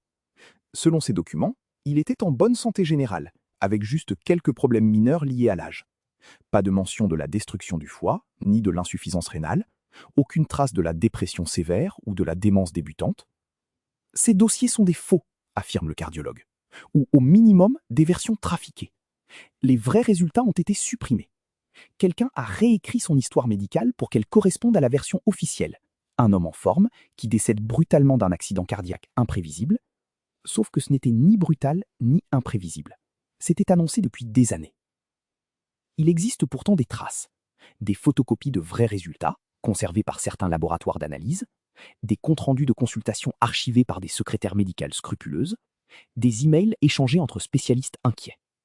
J'ai gardé des copies, confie le neurologue. Pas pour nuire, mais parce que je sentais que quelque chose n'allait pas, que tôt ou tard, on chercherait à réécrire l'histoire. Et j'avais raison. Aujourd'hui, ces documents prouvent que nous avions alerté, que nous avions dit la vérité, et qu'on nous a fait taire. Mais ces preuves n'ont jamais été versées dans une enquête officielle, parce qu'il n'y a jamais eu d'enquête officielle. Le décès a été classé en mort naturelle en moins de 48 heures. Aucune autopsie approfondie, aucun examen toxicologique complet, aucune question posée. C'est le conseil qui a tout géré, révèle un employé des pompes funèbres qui s'est occupé du corps. Ils sont arrivés avec des avocats et des documents officiels. Ils ont exigé que le corps soit préparé immédiatement, sans attendre. Ils ont refusé que la famille voie le corps avant qu'il soit maquillé et habillé. Quand j'ai demandé pourquoi, on m'a répondu que c'était pour préserver l'image. Mais en 30 ans de métier, je n'avais jamais vu autant de précipitation et de contrôle. Cet employé a aperçu le corps avant la préparation. Il était dans un état épouvantable. Émacié, couvert de marques, de bleus. Ça ne ressemblait pas à un simple arrêt cardiaque. Ça ressemblait à un corps ravagé par des années de mauvais traitements. Mais quand la famille et le public ont vu le défunt exposé dans son cercueil, ils ont découvert un visage serein, reposé, presque souriant. Le travail des thanatopracteurs avait effacé les traces de la souffrance. Même dans la mort, on lui refusait la vérité. Même dans la mort, on trichait avec son apparence. Même dans la mort, il devait rester l'idole parfaite que le public attendait. J'ai pleuré en le maquillant, confie le thanatopracteur, parce que je voyais ce qu'on lui avait fait. Et je savais qu'en le rendant beau pour les funérailles, je participais moi aussi au mensonge. Mais c'était mon travail. Et comme tous les autres, j'ai fait mon travail et j'ai fermé ma gueule. Les funérailles ont été grandioses, retransmises en direct, des milliers de personnes dans les rues, des hommages vibrants, des larmes versées par des politiciens qui ne l'avaient jamais rencontré. Un spectacle parfaitement orchestré pour célébrer la légende et enterrer définitivement la vérité. Aujourd'hui, plus de 10 ans après, les spécialistes qui l'ont examiné portent un fardeau immense. Ils savent qu'ils auraient pu faire plus.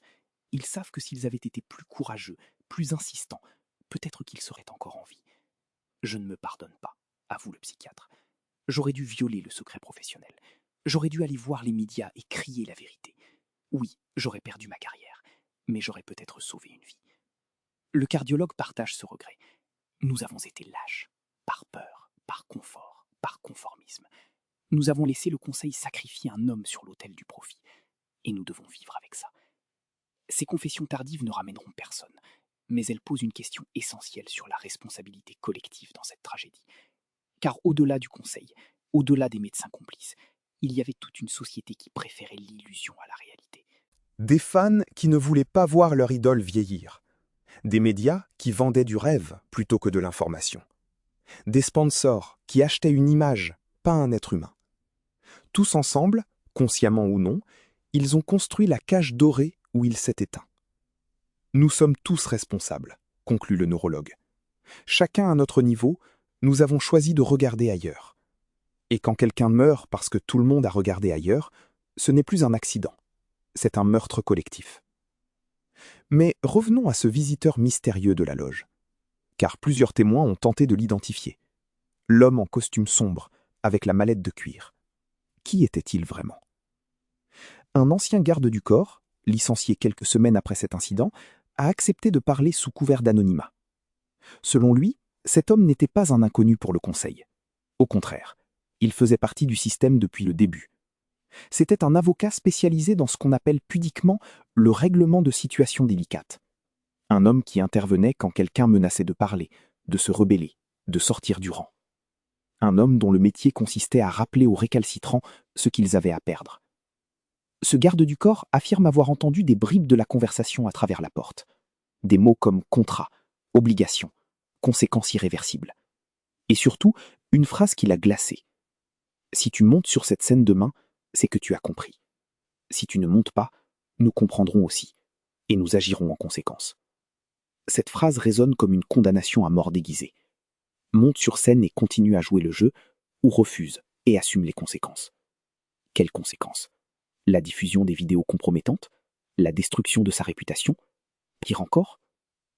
Le garde affirme que l'homme est ressorti de la loge avec un sourire satisfait. Il a rangé des documents dans sa mallette, a ajusté sa cravate et est parti comme si de rien n'était. Pendant ce temps, derrière la porte, l'idole s'effondrait. Le garde a voulu entrer pour l'aider, mais le médecin personnel l'en a empêché. Ordre du conseil. Personne ne rentre. Il doit gérer ça tout seul. Gérer quoi, exactement? Le choc de comprendre qu'il n'avait plus aucune échappatoire? Que même mourir sur scène valait mieux que désobéir? Cette visite n'était pas un hasard. Elle avait été planifiée. Selon plusieurs sources, l'idole avait menacé, quelques jours auparavant, d'annuler la fin de la tournée. Il avait dit au manager qu'il n'en pouvait plus, que son corps lâchait, qu'il voulait tout arrêter et se reposer. Le manager avait souri et répondu « On va voir ça ». 3 jours plus tard, l'homme à la mallette entrait dans la loge. Coïncidence? Certainement pas. C'était une intervention musclée, psychologique, destinée à briser toute velléité de rébellion. Et ça a fonctionné. Le lendemain, l'idole montait sur scène, comme un zombie, obéissant jusqu'au bout. Un détail troublant émerge des témoignages. L'homme à la mallette aurait montré quelque chose à l'idole. Pas seulement des documents ou des menaces verbales, quelque chose de visuel. Une maquilleuse qui nettoyait le couloir a entendu un cri étouffé venant de la loge, suivi d'un sanglot. Puis la voix de l'homme, calme et froide. « Tu vois, nous avons tout. Absolument tout. » Que lui a-t-on montré pour provoquer une telle réaction? Des photos? Des vidéos? Des preuves d'actes qui le condamneraient à jamais aux yeux du public? Certains pensent qu'on lui a montré des images de sa famille, ses enfants photographiés à leur insu, suivis dans leurs déplacements quotidiens. Une manière de dire « si tu ne coopères pas, ce ne sera pas seulement toi qui en paieras le prix ». Cette hypothèse est glaçante, mais cohérente avec les méthodes du Conseil. Ils avaient déjà prouvé qu'ils n'hésitaient pas à menacer les témoins gênants en ciblant leurs proches. Pourquoi auraient-ils agi différemment avec leur principale source de revenus? Le garde du corps licencié confie qu'il a été renvoyé précisément parce qu'il en savait trop sur cette visite. On lui a proposé une indemnité généreuse en échange de son silence.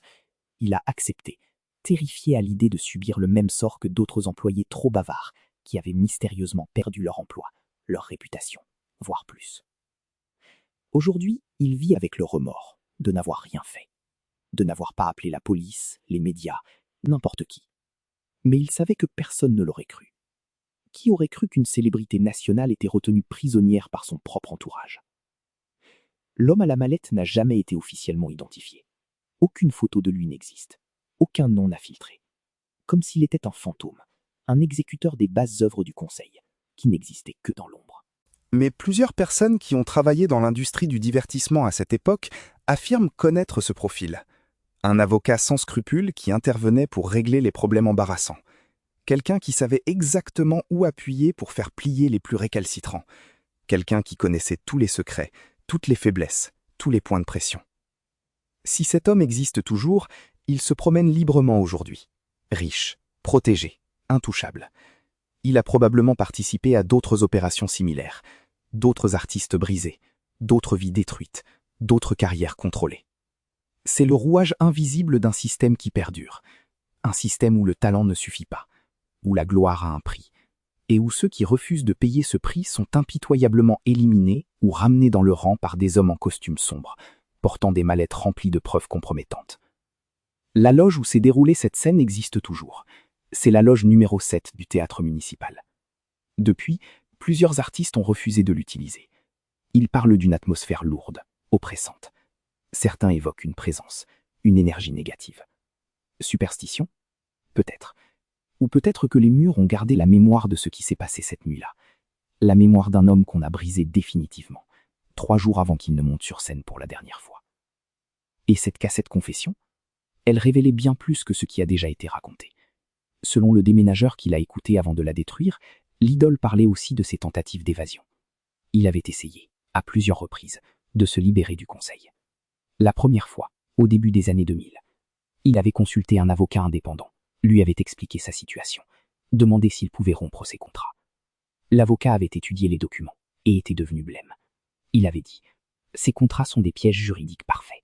Vous avez signé votre vie. Rompre maintenant vous coûterait des dizaines de millions en pénalité. Et encore, si vous y survivez. Si vous y survivez. » Ces mots avaient terrifié l'idole. L'avocat sous-entendait que sa vie était en danger s'il tentait de partir. Quelques jours plus tard, cet avocat indépendant a retiré le dossier. Il a expliqué qu'il ne pouvait pas le représenter pour des raisons de conflit d'intérêts. Mensonge évident. Il avait été contacté. Menacé. Acheté. Comme tous les autres. L'idole s'est retrouvée seule, comprenant que même le système judiciaire ne pouvait rien pour elle. Une deuxième tentative a eu lieu vers 2008. Cette fois, il a essayé de contacter directement les médias. Il voulait tout raconter dans une grande interview.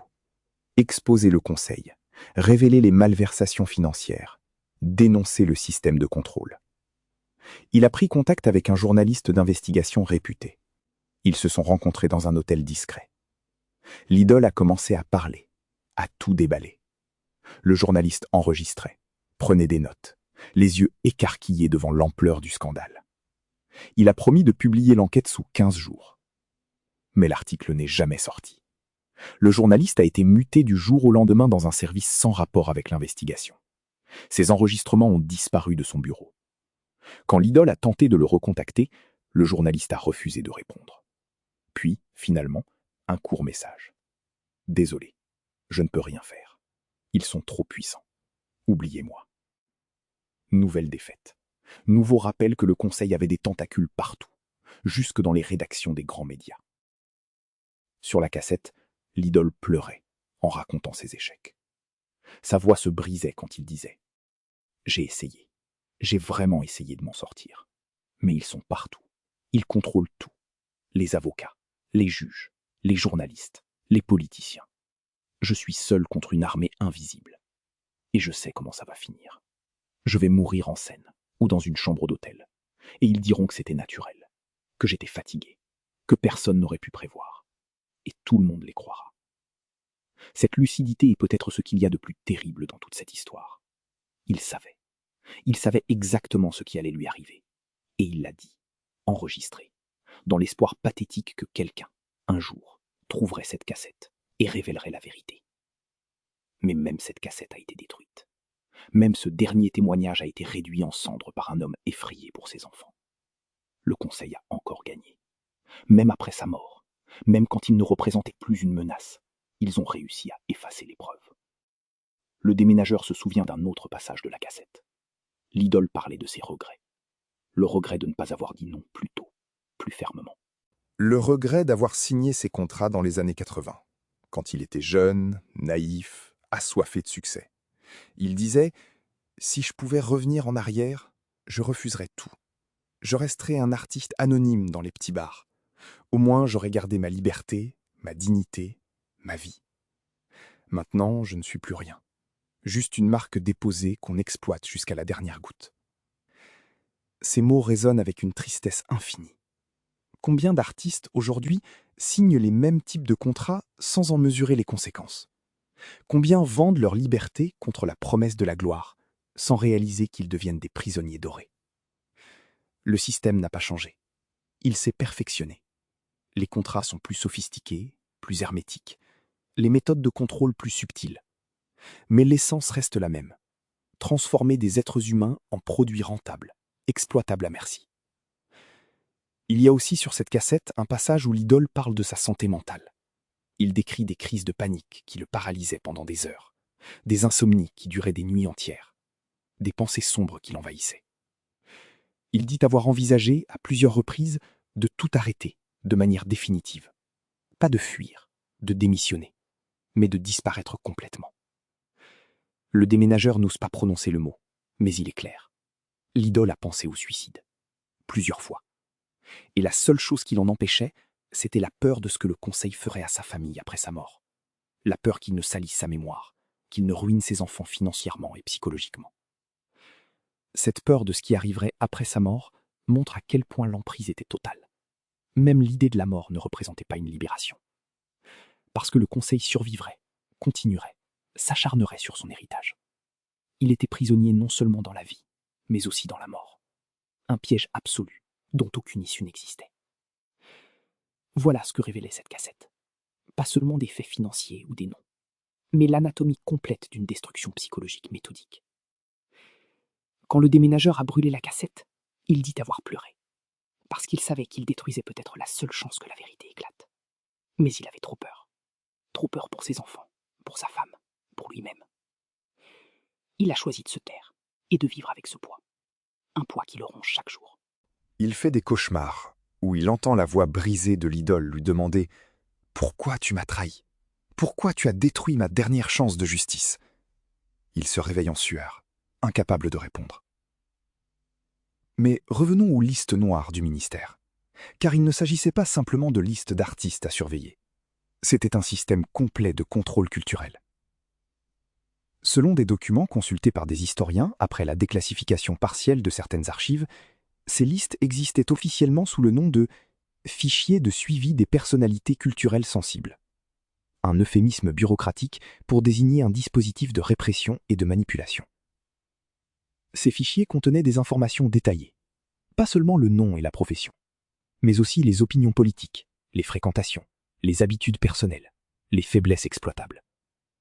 Certains fichiers faisaient plus de 100 pages, des rapports de surveillance dignes des services secrets, pour des chanteurs, des acteurs, des artistes, des gens dont le seul crime était d'être influents et potentiellement incontrôlables.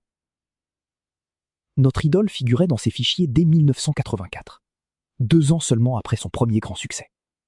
Pourquoi si tôt? Parce qu'elle avait refusé de chanter pour une commémoration officielle, un événement politique où sa présence aurait apporté du prestige au pouvoir en place. Elle avait poliment décliné, invoquant un emploi du temps chargé. Mais ce refus avait été noté, classé, enregistré dans son fichier naissant comme un signe de rébellion potentielle. À partir de ce moment, chacun de ses mouvements était scruté. Les rapports de surveillance mentionnent des détails glaçants. Avec qui elle dînait, quels livres elle achetait, quelles émissions de radio elle écoutait, qui fréquentait sa loge après les concerts. Tout était consigné, analysé, évalué en termes de risque potentiel. Et quand le risque devenait trop élevé, on intervenait. Subtilement d'abord, puis de manière plus brutale si nécessaire. Le refus de chanter lors de la soirée privée de l'homme puissant, au milieu des années 80, a fait passer le fichier en alerte rouge. Selon les archives, une réunion de crise a été organisée. Plusieurs hauts fonctionnaires du ministère, des conseillers politiques et des représentants de l'industrie du divertissement. À l'ordre du jour, comment gérer cet artiste qui devient incontrôlable? Les options discutées étaient effrayantes. Destruction médiatique complète, sabotage de carrière, ou option préférée, mise sous contrôle via un gestionnaire de confiance. C'est là que le nom du futur manager apparaît pour la première fois dans les documents. Il est présenté comme quelqu'un qui a déjà réussi à ramener dans le rang d'autres artistes récalcitrants. Quelqu'un qui connaît les méthodes. Quelqu'un en qui on peut avoir confiance pour transformer une rebelle en employé docile. La décision est prise. On lance la campagne de déstabilisation. Puis, on envoie le sauveur. Le plan est exécuté à la perfection. Ces révélations changent radicalement la perception de toute l'histoire. Ce n'était pas un manager opportuniste qui a profité d'une artiste vulnérable. C'était un agent placé délibérément par le pouvoir pour contrôler une personnalité jugée dangereuse. Toute la relation était faussée dès le départ. Chaque contrat signé, chaque décision prise, chaque dollar détourné, tout faisait partie d'une opération de contrôle orchestrée depuis les plus hautes sphères. L'idole n'a jamais eu la moindre chance. Dès l'instant où elle est devenue célèbre, elle est devenue une cible. Et dès l'instant où elle a osé dire non, son destin a été scellé. Elle serait contrôlée, exploitée, vidée, puis jetée. Le scénario était écrit d'avance. Elle ne faisait que jouer son rôle, sans le savoir. Un ancien fonctionnaire du ministère, aujourd'hui à la retraite et libéré de ses obligations de réserve, confirme l'existence de ces fichiers. Il dit en avoir consulté des dizaines. Il parle d'un système tentaculaire qui touchait tous les secteurs culturels. Cinéma, musique, théâtre, littérature, même la peinture et la sculpture. Tout artiste ayant une certaine notoriété était fiché, classé, évalué. Et ceux jugés problématiques subissaient des interventions. Ces interventions prenaient diverses formes. Parfois, c'était simplement des pressions subtiles. Un directeur de salle qui refuse soudainement de programmer un spectacle. Un producteur qui retire son financement. Une radio qui cesse de diffuser. Mais parfois, les méthodes étaient plus violentes. Cambriolage mystérieux où seuls les documents sensibles disparaissaient. Accident de voiture inexpliqué.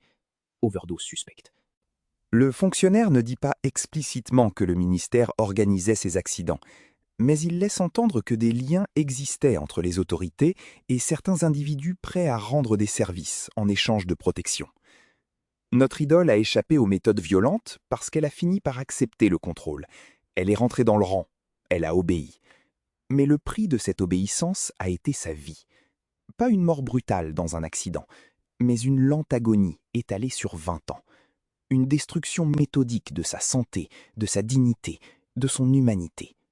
Jusqu'à ce qu'il ne reste plus qu'une coquille vide qu'on envoyait sur scène comme un automate. Le fonctionnaire dit quelque chose de glaçant. Nous ne voulions pas les tuer, nous voulions juste les contrôler. Mais parfois, le contrôle devenait si total, si écrasant, que les gens mouraient quand même. Pas de nos mains directement, mais de l'accumulation de pression, de manipulation, d'épuisement. Nous ne les tuions pas, nous les laissions se tuer eux-mêmes, lentement, sous nos yeux. Et ensuite, nous pleurions à leurs funérailles, en parlant de tragédies imprévisibles. Cette hypocrisie est peut-être ce qu'il y a de plus révoltant. Ces gens savaient exactement ce qu'ils faisaient. Ils voyaient les dégâts, ils mesuraient la destruction, mais ils continuaient. Parce que le système devait perdurer, parce que le contrôle culturel était jugé nécessaire, parce que des artistes libres, indépendants, capables de parler au peuple sans filtre, représentaient un danger pour l'ordre établi. Aujourd'hui, ces fichiers existent toujours, informatisés, cryptés, mais toujours actifs.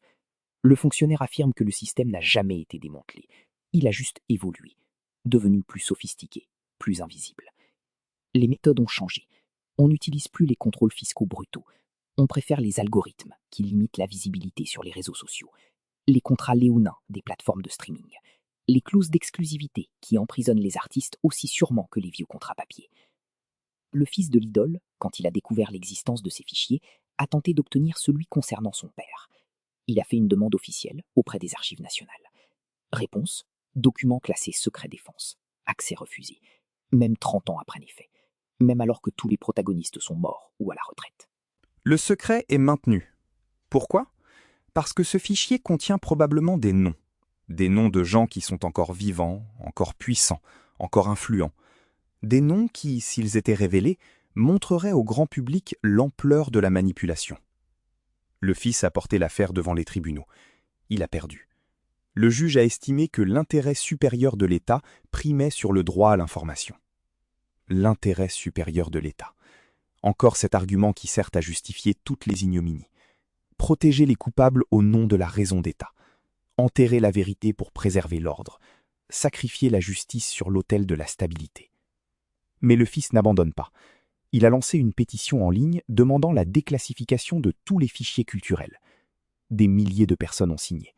Des associations se sont jointes à sa cause. Des avocats bénévoles travaillent sur de nouveaux recours. Le combat continue. Lent, épuisant, peut-être voué à l'échec, mais nécessaire. Parce que tant que ces fichiers restent secrets, le système peut continuer à nier, à prétendre que tout cela n'est que théorie du complot, délire paranoïaque d'artistes instables. Pourtant, les preuves s'accumulent, des témoignages se recoupent, des documents fuient, des fonctionnaires à la retraite parlent. Petit à petit, l'édifice du mensonge se fissure. La vérité filtre. Elle n'explose pas d'un coup en une révélation fracassante. Elle suinte, lentement, goutte à goutte, dans des articles de presse marginale, des podcasts indépendants, des livres publiés par de petits éditeurs. Le grand public n'en sait encore rien. Les médias mainstream n'en parlent pas. Mais ceux qui cherchent trouvent. Et ceux qui trouvent ne peuvent plus fermer les yeux. L'histoire de cette idole n'est pas unique. C'est juste celle qui a laissé le plus de traces. Parce qu'elle était trop célèbre pour être totalement effacée. Parce que des gens autour d'elle ont gardé des preuves malgré les menaces. Parce que son fils refuse d'abandonner malgré tous les obstacles. Mais combien d'autres artistes ont subi le même sort sans laisser de traces? Combien sont morts seuls, brisés, oubliés, sans que personne ne se batte pour leur mémoire? Un contrat signé en 1987, rédigé sur 19 pages dactylographiées. Ce n'est pas un contrat artistique ordinaire. Selon certains juristes, ce document s'apparentait à un acte d'esclavage moderne, déguisé en partenariat commercial. Le notaire pose les pages jaunies sur son bureau et murmure. Quand j'ai enregistré ce document, j'ai compris que je scellais le destin d'un homme. Mais j'étais jeune, j'avais besoin d'argent, et on m'avait assuré que c'était légal. L'article 7 stipule que l'artiste cède l'intégralité de ses droits d'exploitation pour une durée de 99 ans. 99 ans, plus longtemps qu'une vie humaine. L'article 12 interdit tout mariage, toute paternité reconnue, toute relation publique sans autorisation écrite préalable du gestionnaire. L'article 16 prévoit des pénalités financières astronomiques en cas de rupture unilatérale, des sommes que personne ne pourrait jamais rembourser. Ce contrat, d'après les experts qui l'ont analysé, transformait un être humain en propriété intellectuelle exploitable. Chaque chanson enregistrée appartenait au gestionnaire. Chaque concert générait des revenus dont l'artiste ne touchait qu'une fraction dérisoire.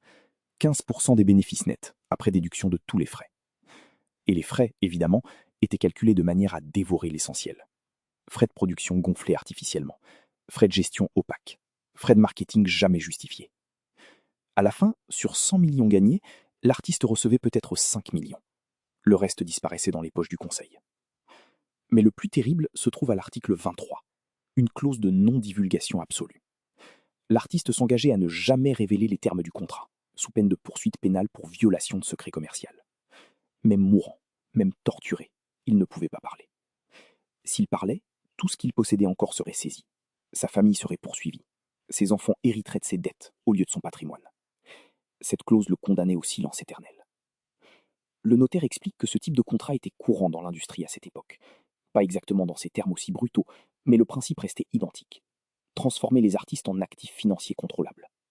Plusieurs célébrités ont signé des accords similaires, attirées par les promesses de gloire et les avances généreuses. Elles ne comprenaient pas qu'elles vendaient leur liberté, qu'elles signaient leur arrêt de mort psychologique. Aujourd'hui encore, des variantes modernes de ces contrats circulent, plus sophistiquées, plus difficiles à attaquer juridiquement, mais tout aussi dévastatrices. L'artiste dont nous parlons a tenté à 3 reprises de faire annuler ce contrat. La première fois, un tribunal a rejeté sa demande, au motif qu'il l'avait signée en pleine connaissance de cause, assisté d'un avocat. Cet avocat, évidemment, travaillait déjà pour le gestionnaire. La deuxième tentative s'est soldée par une transaction à l'amiable. Le conseil a accepté de renégocier certains articles mineurs en échange de l'abandon des poursuites. L'artiste a obtenu le droit de voir ses enfants 2 week-ends par mois, au lieu d'un seul. Une victoire dérisoire qui ressemblait plutôt à une aumône. La troisième tentative, au début des années 2010, a été la plus désespérée. L'artiste a contacté une association de défense des droits des travailleurs du spectacle. Des avocats bénévoles ont étudié le contrat et ont été horrifiés. Ils ont lancé une procédure pour esclavage moderne. Mais avant que l'affaire n'arrive devant un juge, le conseil a contre-attaqué. Ils ont accusé l'artiste de diffamation, d'abus de procédure, de violation de ses engagements contractuels. Les avocats bénévoles ont été submergés de recours, de mises en demeure, de menaces de poursuite.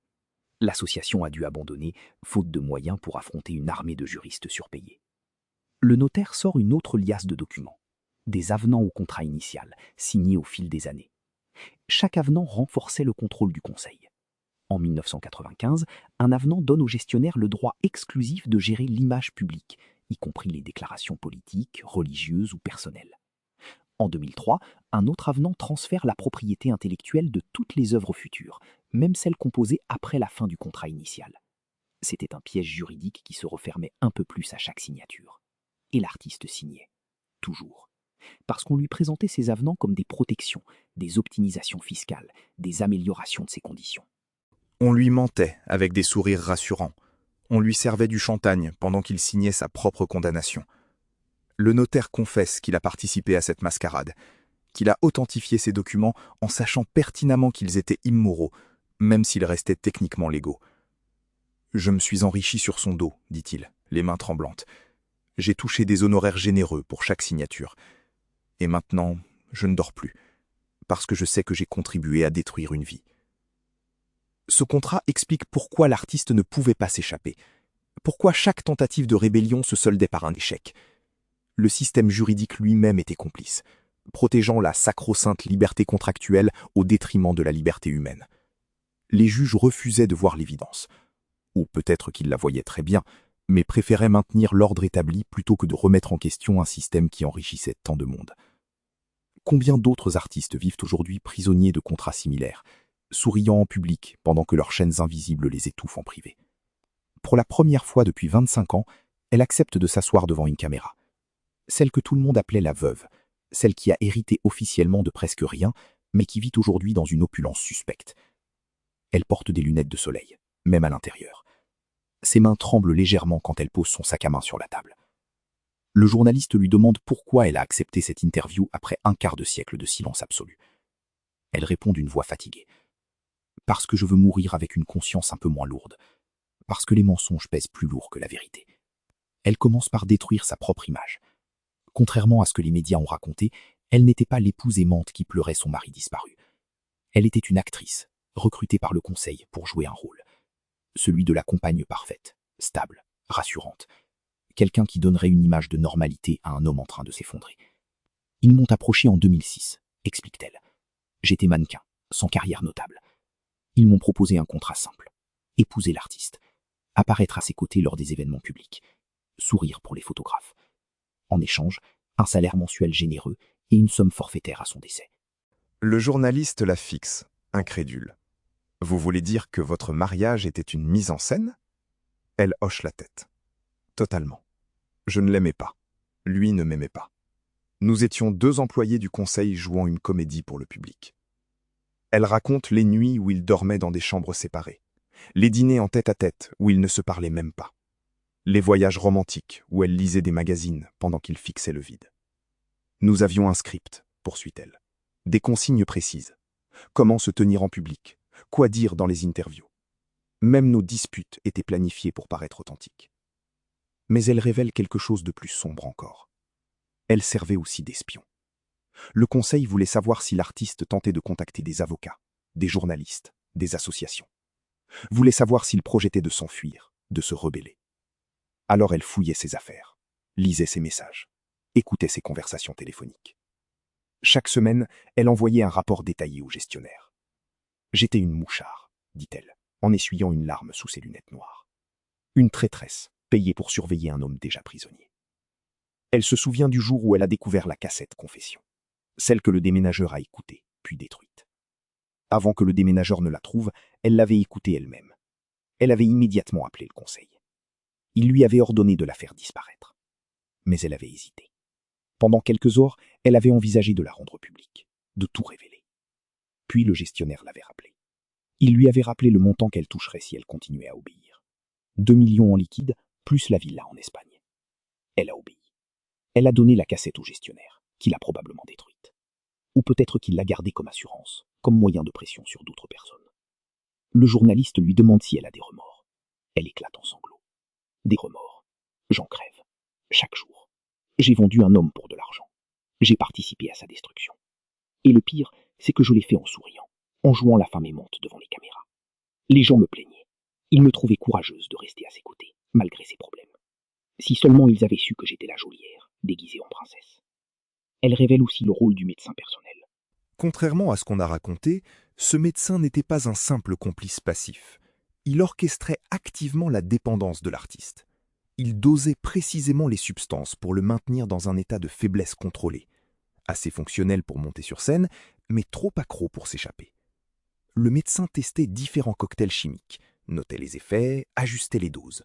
C'était de l'expérimentation humaine déguisée en soin médical. La veuve raconte une scène glaçante. Une nuit, l'artiste a fait une overdose accidentelle. Il gisait inconscient dans la salle de bain, les lèvres bleues. Elle a appelé le médecin en panique. Il est arrivé 1 heure plus tard, pas en urgence, tranquillement.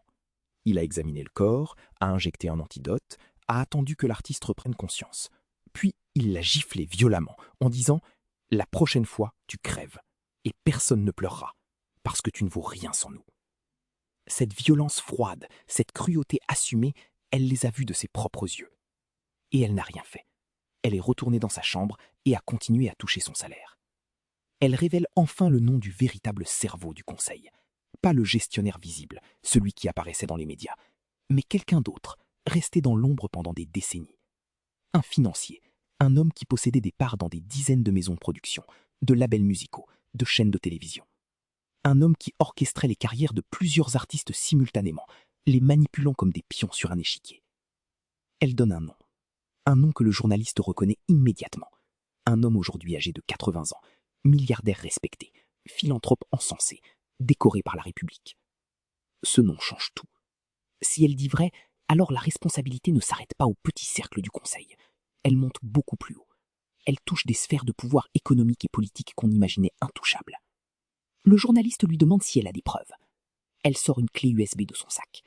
Là-dessus, il y a des enregistrements, des documents, des transferts bancaires.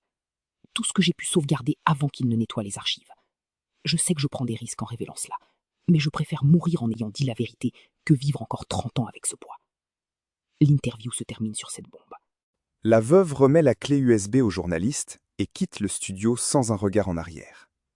Quelques semaines plus tard, elle meurt dans un accident de voiture sur une route déserte d'Espagne. La police conclut à une perte de contrôle due à la vitesse excessive. Aucun témoin, aucune enquête approfondie. Le journaliste, lui, publie une partie des révélations. Mais curieusement, les médias mainstream n'en parlent presque pas. L'affaire est étouffée, minimisée, qualifiée de théorie du complot par des voix autorisées. La clé USB, selon certaines sources, aurait été copiée avant la disparition de la veuve. Ces copies circuleraient dans des cercles restreints de journalistes d'investigation et d'avocats spécialisés. Elles attendent le bon moment pour exploser.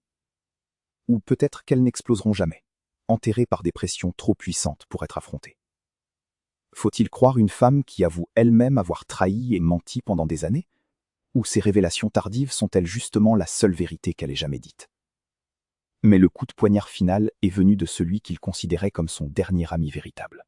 Le guitariste qui l'accompagnait depuis les tout débuts. Celui qui partageait les petites scènes minables des années 70. Celui qui avait juré fidélité éternelle. Cet homme, aujourd'hui retiré de la vie publique, accepte enfin de parler, après des années de silence. Et ce qu'il révèle glace le sang. « Je l'ai vendu », dit-il simplement. « Je l'ai trahi pour de l'argent. Et je dois vivre avec ça jusqu'à ma mort. » Tout commence au milieu des années 2000. L'artiste envisageait sérieusement de tout plaquer. Il en avait parlé au guitariste lors d'une soirée privée. Il avait dit qu'il voulait partir vivre à l'étranger, sous une fausse identité, recommencer de zéro. Il avait même commencé à planifier son évasion. Faux passeport, transfert d'argent discret vers un compte offshore personnel, contact avec un journaliste prêt à publier son histoire une fois qu'il serait en sécurité. Le guitariste était le seul à connaître ce plan, l'unique confident, le dernier rempart de confiance dans un monde de trahison. Mais le guitariste avait des dettes de jeu astronomiques, contractées dans des cercles mafieux. Il devait près de 300 000 €, et les créanciers ne plaisantaient pas. Ils avaient commencé à le menacer physiquement. Sa famille était en danger. Alors, quand le conseil l'a approché, quand le gestionnaire lui a proposé un marché, la somme exacte de ses dettes en échange des informations sur les projets de fuite de l'artiste, il a accepté. Presque immédiatement. Sans hésiter vraiment. Par pure lâcheté et instinct de survie. Il a tout raconté au conseil. Le faux passeport, les comptes secrets, le journaliste complice. Chaque détail. En quelques jours, le plan s'est effondré. Le faux passeport a été saisi lors d'un contrôle douanier soi-disant aléatoire. Les comptes offshore ont été gelés par des procédures judiciaires mystérieuses. Le journaliste a reçu des menaces et a rompu tout contact. L'artiste s'est retrouvé nu, exposé, sans échappatoire. Il savait qu'il y avait eu une fuite, mais il ne soupçonnait pas son ami de toujours. Pas lui. N'importe qui d'autre. Mais pas lui. Le guitariste raconte la dernière conversation qu'ils ont eue. C'était 2 semaines avant la fin. L'artiste lui avait dit « Je ne comprends pas comment ils ont su. J'avais été si prudent. J'avais confiance seulement en toi. » Le guitariste avait soutenu son regard et avait menti. « Je ne sais pas non plus, mon frère. Peut-être qu'ils surveillent tout. Peut-être qu'ils ont des moyens qu'on n'imagine même pas. » L'artiste avait hoché la tête, résigné. Le guitariste se souvient de ses yeux ce jour-là. Des yeux vides, sans espoir. Ceux d'un homme qui sait que le piège s'est refermé définitivement. Aujourd'hui, Le guitariste vit dans une maison confortable, achetée avec l'argent de la trahison. Ses dettes sont payées depuis longtemps. Mais il ne trouve pas le sommeil. Il voit le visage de son ami chaque nuit. Il entend sa voix lui demander « Pourquoi ? Pourquoi m'as-tu fait ça ?» Et il n'a pas de réponse acceptable. Juste la vérité misérable. Parce que j'avais peur. Parce que j'étais faible. Parce que j'ai choisi ma peau plutôt que ton salut. Il révèle aussi autre chose. Le conseil savait pour ses dettes. Il les avait peut-être même orchestrées, en le poussant discrètement vers les cercles de jeu, en s'assurant qu'il s'enfoncerait suffisamment pour devenir manipulable. C'était leur méthode. Identifier les faiblesses de chacun, puis les exploiter au moment opportun. Le guitariste n'était qu'un pion parmi d'autres, mais un pion essentiel, car il détenait la confiance de l'artiste. En le retournant, il brisait le dernier lien de l'artiste avec le monde extérieur. Le guitariste pleure en racontant tout cela. Des larmes sincères, celles d'un homme rongé par la culpabilité, mais des larmes qui ne changent rien, qui ne ramènent personne, qui n'effacent pas la trahison. Il dit qu'il a envisagé de se dénoncer publiquement des dizaines de fois, mais toujours la peur l'a retenu. Peur des représailles du conseil, peur du mépris public, peur de détruire le peu qui lui reste. Alors il se terre, il se cache, il attend que la mort le libère de ce fardeau. Il révèle un dernier détail déchirant. Après la disparition de l'artiste, le conseil lui a envoyé un message. Un simple message texte, disant « Merci pour votre collaboration. Votre loyauté ne sera pas oubliée. » Cette phrase, ce mot « loyauté », utilisé pour décrire une trahison, résume toute la perversion du système. Dans leur vocabulaire tordu, la loyauté envers le conseil primait sur toute autre forme de loyauté humaine. Amitié, fraternité, décence, rien de tout cela ne comptait face aux intérêts de la machine. Le guitariste n'a jamais rejoué de musique depuis. Il dit que ses mains refusent, que chaque fois qu'il prend une guitare, il revoit son ami sur scène, souriant malgré la douleur, chantant malgré l'épuisement. Et il entend sa propre voix intérieure qui lui hurle « Tu l'as tué. Peut-être pas physiquement, mais tu as tué son dernier espoir. Et sans espoir, il ne lui restait plus rien. Alors il s'est laissé mourir. » Ces confessions du guitariste n'ont jamais été largement médiatisées. Il a parlé à un petit documentaire indépendant que presque personne n'a vu. Les grandes chaînes n'ont pas voulu diffuser ce témoignage. Trop dérangeant, trop accusateur, trop dangereux pour les puissants qui l'éclaboussaient indirectement. Alors ces mots restent confinés aux marges, connus seulement de ceux qui cherchent vraiment la vérité. Peut-on pardonner une trahison motivée par la peur ?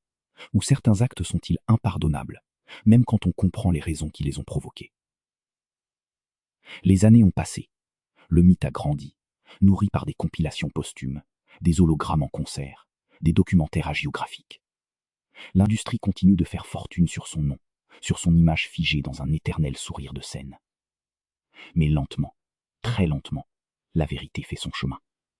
Des articles paraissent dans des médias alternatifs. Des podcasts indépendants détricotent la légende officielle.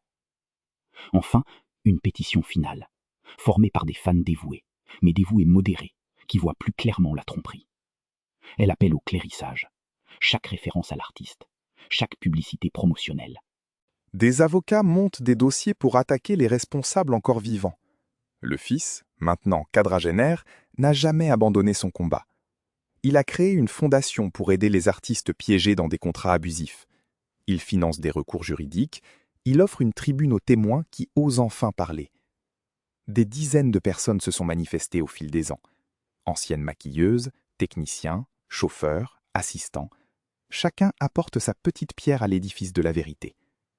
Aucun témoignage n'est suffisant seul, mais ensemble, ils dessinent un tableau accablant. 3 membres du conseil ont quitté ce monde. Le gestionnaire principal a rendu son dernier souffle il y a 5 ans, entouré de sa famille, dans sa villa provençale. Aucune poursuite judiciaire ne l'avait jamais inquiété. Il est parti en homme respectable, salué par ses pairs, pleuré par ceux qui ignoraient ses crimes. Le médecin personnel a pris sa retraite dans le sud de la France. Il refuse toujours de s'exprimer, protégé par une armée d'avocats. Il promène son chien sur la plage chaque matin, l'image même de la sérénité, pendant que ses victimes continuent de hanter les cauchemars de ceux qui les ont connus. L'avocat fiscaliste, lui, est toujours actif. Il a changé de clientèle, mais pas de méthode. Il continue d'aider les riches à cacher leur fortune, à échapper au fisc, à construire des montages opaques.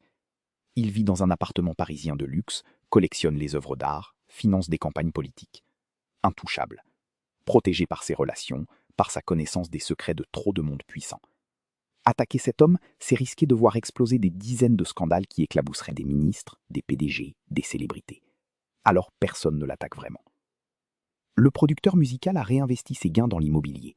Il possède aujourd'hui des dizaines de biens à travers l'Europe. Il apparaît parfois dans des galas de charité, souriant, généreux, distribuant quelques miettes de sa fortune mal acquise pour se refaire une image. Les journalistes qui l'interviewent ne lui posent jamais les vraies questions. Ils parlent de sa réussite, de ses projets, de ses souvenirs heureux avec l'artiste disparu. Le passé sombre est soigneusement évité, comme un tabou qu'on ne doit pas briser. Et puis, il y a ce nom, révélé par la veuve avant sa disparition. Le financier dans l'ombre, l'homme qui tirait les ficelles du conseil lui-même. Cet homme approche aujourd'hui les 85 ans. Il préside toujours plusieurs conseils d'administration. Il est conseiller officieux de hauts responsables politiques. Son empire médiatique et culturel s'est encore étendu. Il contrôle des parts dans des plateformes de streaming, des chaînes de télévision, des maisons d'édition. Son pouvoir n'a jamais été aussi grand. Quelques journalistes courageux ont tenté de l'interroger sur les accusations. Ils se sont heurtés à des murs. Refus catégorique de répondre. Menaces de poursuite en diffamation. Pression sur leur rédaction pour les faire taire. Un journaliste particulièrement tenace a vu son enquête déprogrammée la veille de sa diffusion. Décision de dernière minute de la direction, invoquant des raisons éditoriales floues. Le journaliste a démissionné en signe de protestation, mais son reportage n'est jamais sorti. Les enfants de l'artiste vivent avec des moyens modestes. La fille aînée travaille comme enseignante. Le fils cadet enchaîne les petits boulots. Ils regardent les membres du conseil vivre dans l'opulence, construite sur la dépouille de leur père, et ils serrent les dents. Parfois, ils croisent dans la rue des affiches publicitaires utilisant l'image de leur père. Ils voient son visage souriant, vanter des produits qu'il n'a jamais utilisés, des marques avec lesquelles il n'a jamais eu de lien. Chaque utilisation de son image génère des revenus, mais pas pour eux, pour les ayants droit légaux, c'est-à-dire les sociétés écrans contrôlées par le conseil. Le fils a tenté une dernière action en justice il y a 2 ans. Il demandait la révision complète de la succession, arguant de preuves nouvelles de détournement. Le tribunal a rejeté sa demande pour vice de procédure, une technicité juridique qui a suffi à balayer des années d'investigation. Les avocats du conseil ont célébré cette victoire. Le fils, lui, a encaissé le coup et est reparti au combat. Il sait qu'il ne verra probablement jamais justice de son vivant, mais il continue. Pour la mémoire de son père, pour tous les artistes exploités, pour que le silence ne soit pas le dernier mot de cette histoire. Des universités commencent à étudier ce cas dans leurs cours de droit du travail, de propriété intellectuelle, de sociologie culturelle. Des thèses sont écrites, décortiquant les mécanismes d'exploitation. Des étudiants découvrent, stupéfaits, que derrière le glamour apparent de l'industrie du spectacle se cache un système brutal qui broie les individus.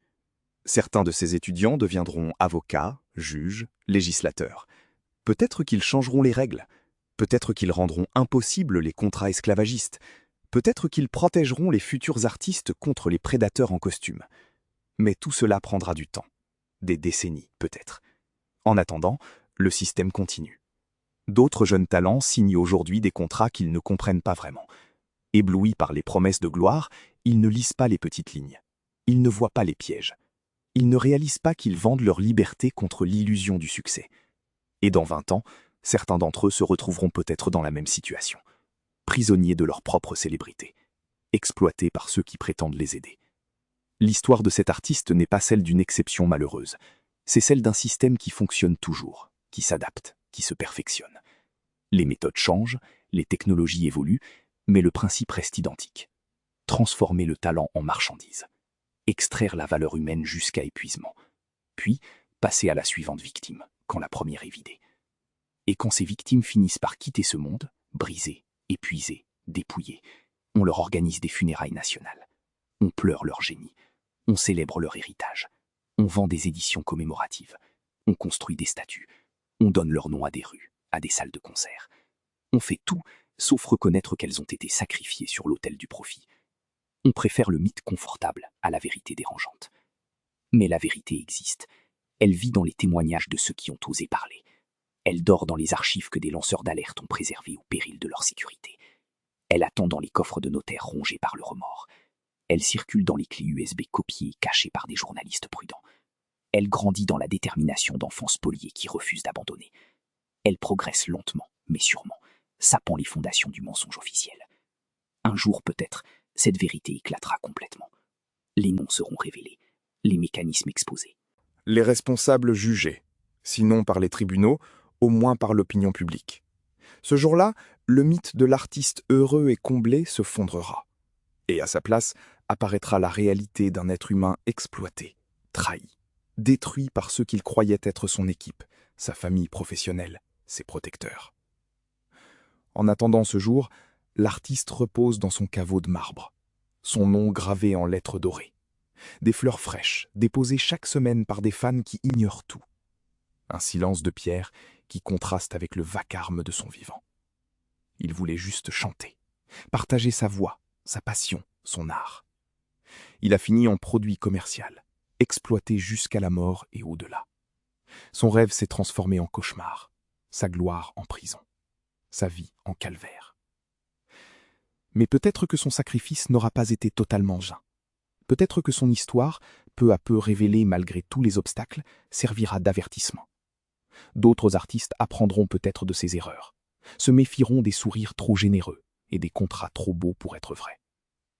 Oseront-ils dire non quand il le faut, partir quand c'est encore temps, choisir la liberté plutôt que la gloire empoisonnée? Ou bien le cycle continuera-t-il indéfiniment, que chaque génération produira ses victimes, sacrifiées sur le même autel, par les mêmes mécanismes, juste un peu mieux camouflés? L'histoire humaine semble condamnée à répéter ses erreurs, les puissants à exploiter les faibles, les rêveurs à se faire dévorer par les prédateurs. Alors que reste-t-il? La mémoire, le témoignage, la résistance. Tous ceux qui refusent d'oublier, qui racontent malgré les menaces, qui cherchent la vérité malgré les obstacles. Ils sont la dernière dignité de cette histoire tragique. Ils sont ceux qui disent « Non, nous ne laisserons pas le mensonge triompher. Nous ne laisserons pas les coupables dormir tranquilles. Nous continuerons de poser des questions, de creuser, de révéler, jusqu'à ce que justice soit rendue, ou que nous ne soyons plus là pour le faire. » Et vous, amis qui avez écouté cette longue histoire, cette plongée dans les coulisses sombres de la gloire, que pensez-vous maintenant quand vous admirez vos idoles? Voyez-vous toujours seulement la lumière des projecteurs, ou commencez-vous à distinguer les ombres qui se cachent derrière? Quand vous applaudissez un concert, achetez un album, suivez une célébrité sur les réseaux, vous demandez-vous qui tire les ficelles, qui contrôle vraiment, qui profite réellement de votre admiration et de votre argent? Cet artiste dont nous avons raconté la vie et la mort n'était pas seulement une victime. C'était aussi un être humain complexe, avec ses forces et ses faiblesses, ses choix et ses erreurs. Il a signé des contrats qu'il aurait peut-être dû refuser. Il a fait confiance à des gens qu'il aurait dû fuir. Il a cherché la gloire et l'a obtenue, sans mesurer le prix qu'il aurait à payer. Était-il naïf? Certainement. Coupable de sa propre destruction? En partie, peut-être. Mais cela excuse-t-il ceux qui l'ont exploité, trahi, vidé de sa substance? Absolument pas. La responsabilité se partage entre celui qui tend le piège et celui qui y tombe. Mais elle n'est pas égale. Les puissants qui organisent le système d'exploitation portent une faute infiniment plus lourde que les artistes vulnérables qui s'y font prendre. Et c'est sur cette distinction que repose tout jugement moral de cette histoire. Alors, dites-nous dans les commentaires, que pensez-vous de cet artiste dont l'histoire a traversé ses pages? Était-il une victime du système qui l'entourait? Un homme trahi par ceux qu'il croyait être sa famille? Ou porte-t-il aussi une part de responsabilité dans son propre destin tragique? Votre ville, votre région, se souvient-elle encore de lui avec affection? Ou son nom s'est-il effacé derrière les scandales et les révélations? Partagez vos souvenirs, vos réflexions, vos propres histoires si vous en avez. Aimez cette vidéo si vous pensez que ces vérités méritent d'être connues. Abonnez-vous à notre chaîne pour ne manquer aucune de nos enquêtes sur les destins brisés des légendes que nous avons tant aimées. Parce que derrière chaque mythe se cache une vérité humaine qui mérite d'être racontée.